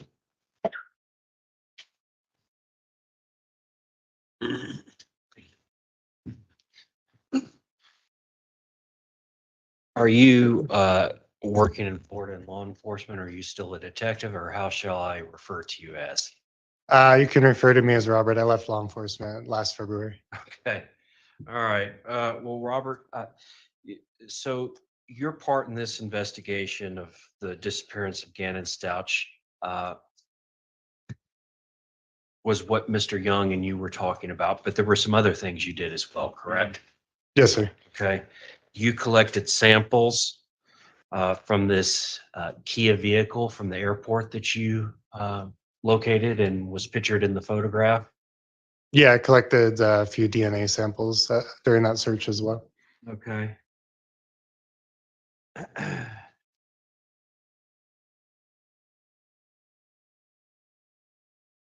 You took DNA swabs from the trunk of the Kia? Yeah, I believe the area that I swabbed in the trunk would have been the threshold, so the part at the back bumper that's kind of a lip that goes, over into the trunk. Okay. So you got DNA from the trunk area of the Kia, you got DNA from the steering wheel and the shifter of the Kia, Yes, sir. and you got DNA swabs from the internal driver door latch, correct? Yes, sir. Okay.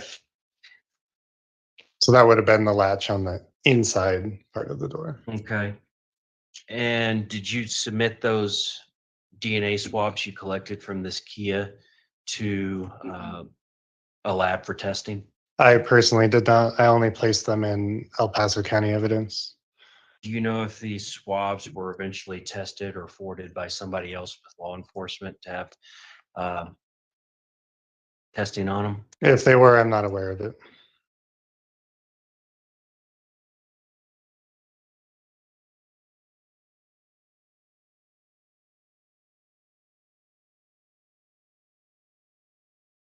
Is there a difference for doing a Cellbrite download if you have the pass key or the passcode to the phone versus not having the passcode or the pass key to the phone?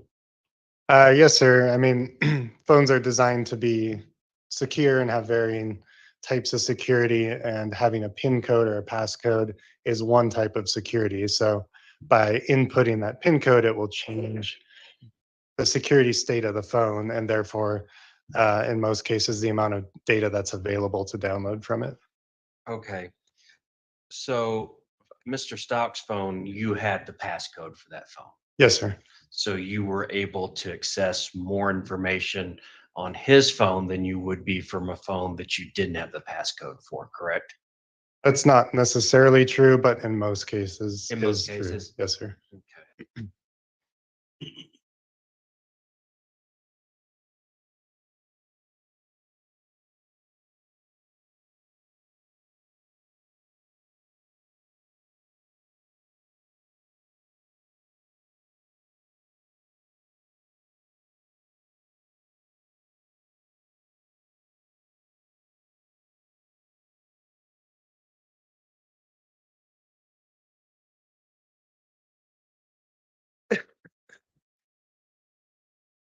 That's all I have.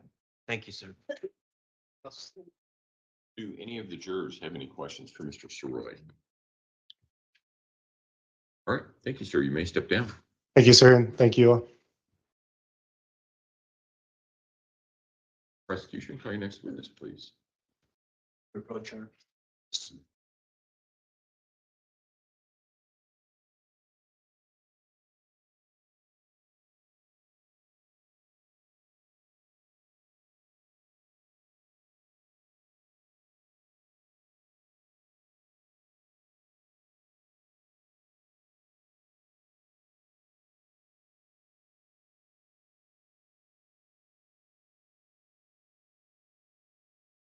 All right, ladies and gentlemen, we're going to take a little bit longer lunch recess.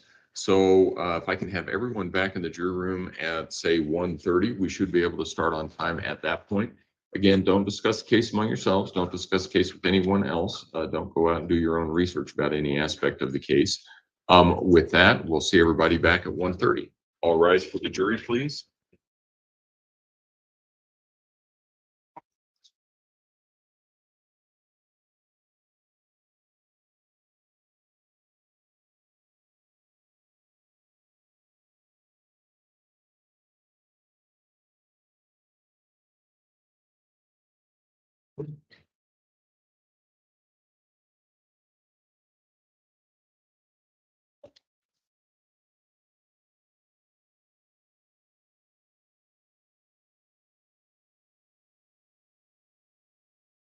Thank you. You may all be seated. Record should reflect the jury has left the courtroom. Is there anything we need to take up outside the presence of the jury at this point in time? Station. No, you are. Defense. Yes, sir. Okay.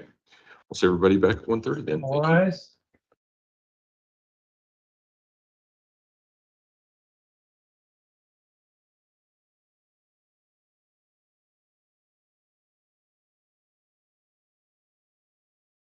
All right, kids. So at this time, we are going to reroute to the other stream. Hypothetically speaking, this should work. It should automatically take you to the next stream. But if it does not, Emily has been dropping the link. It's also pinned at the top, and I will see you guys over on the next stream.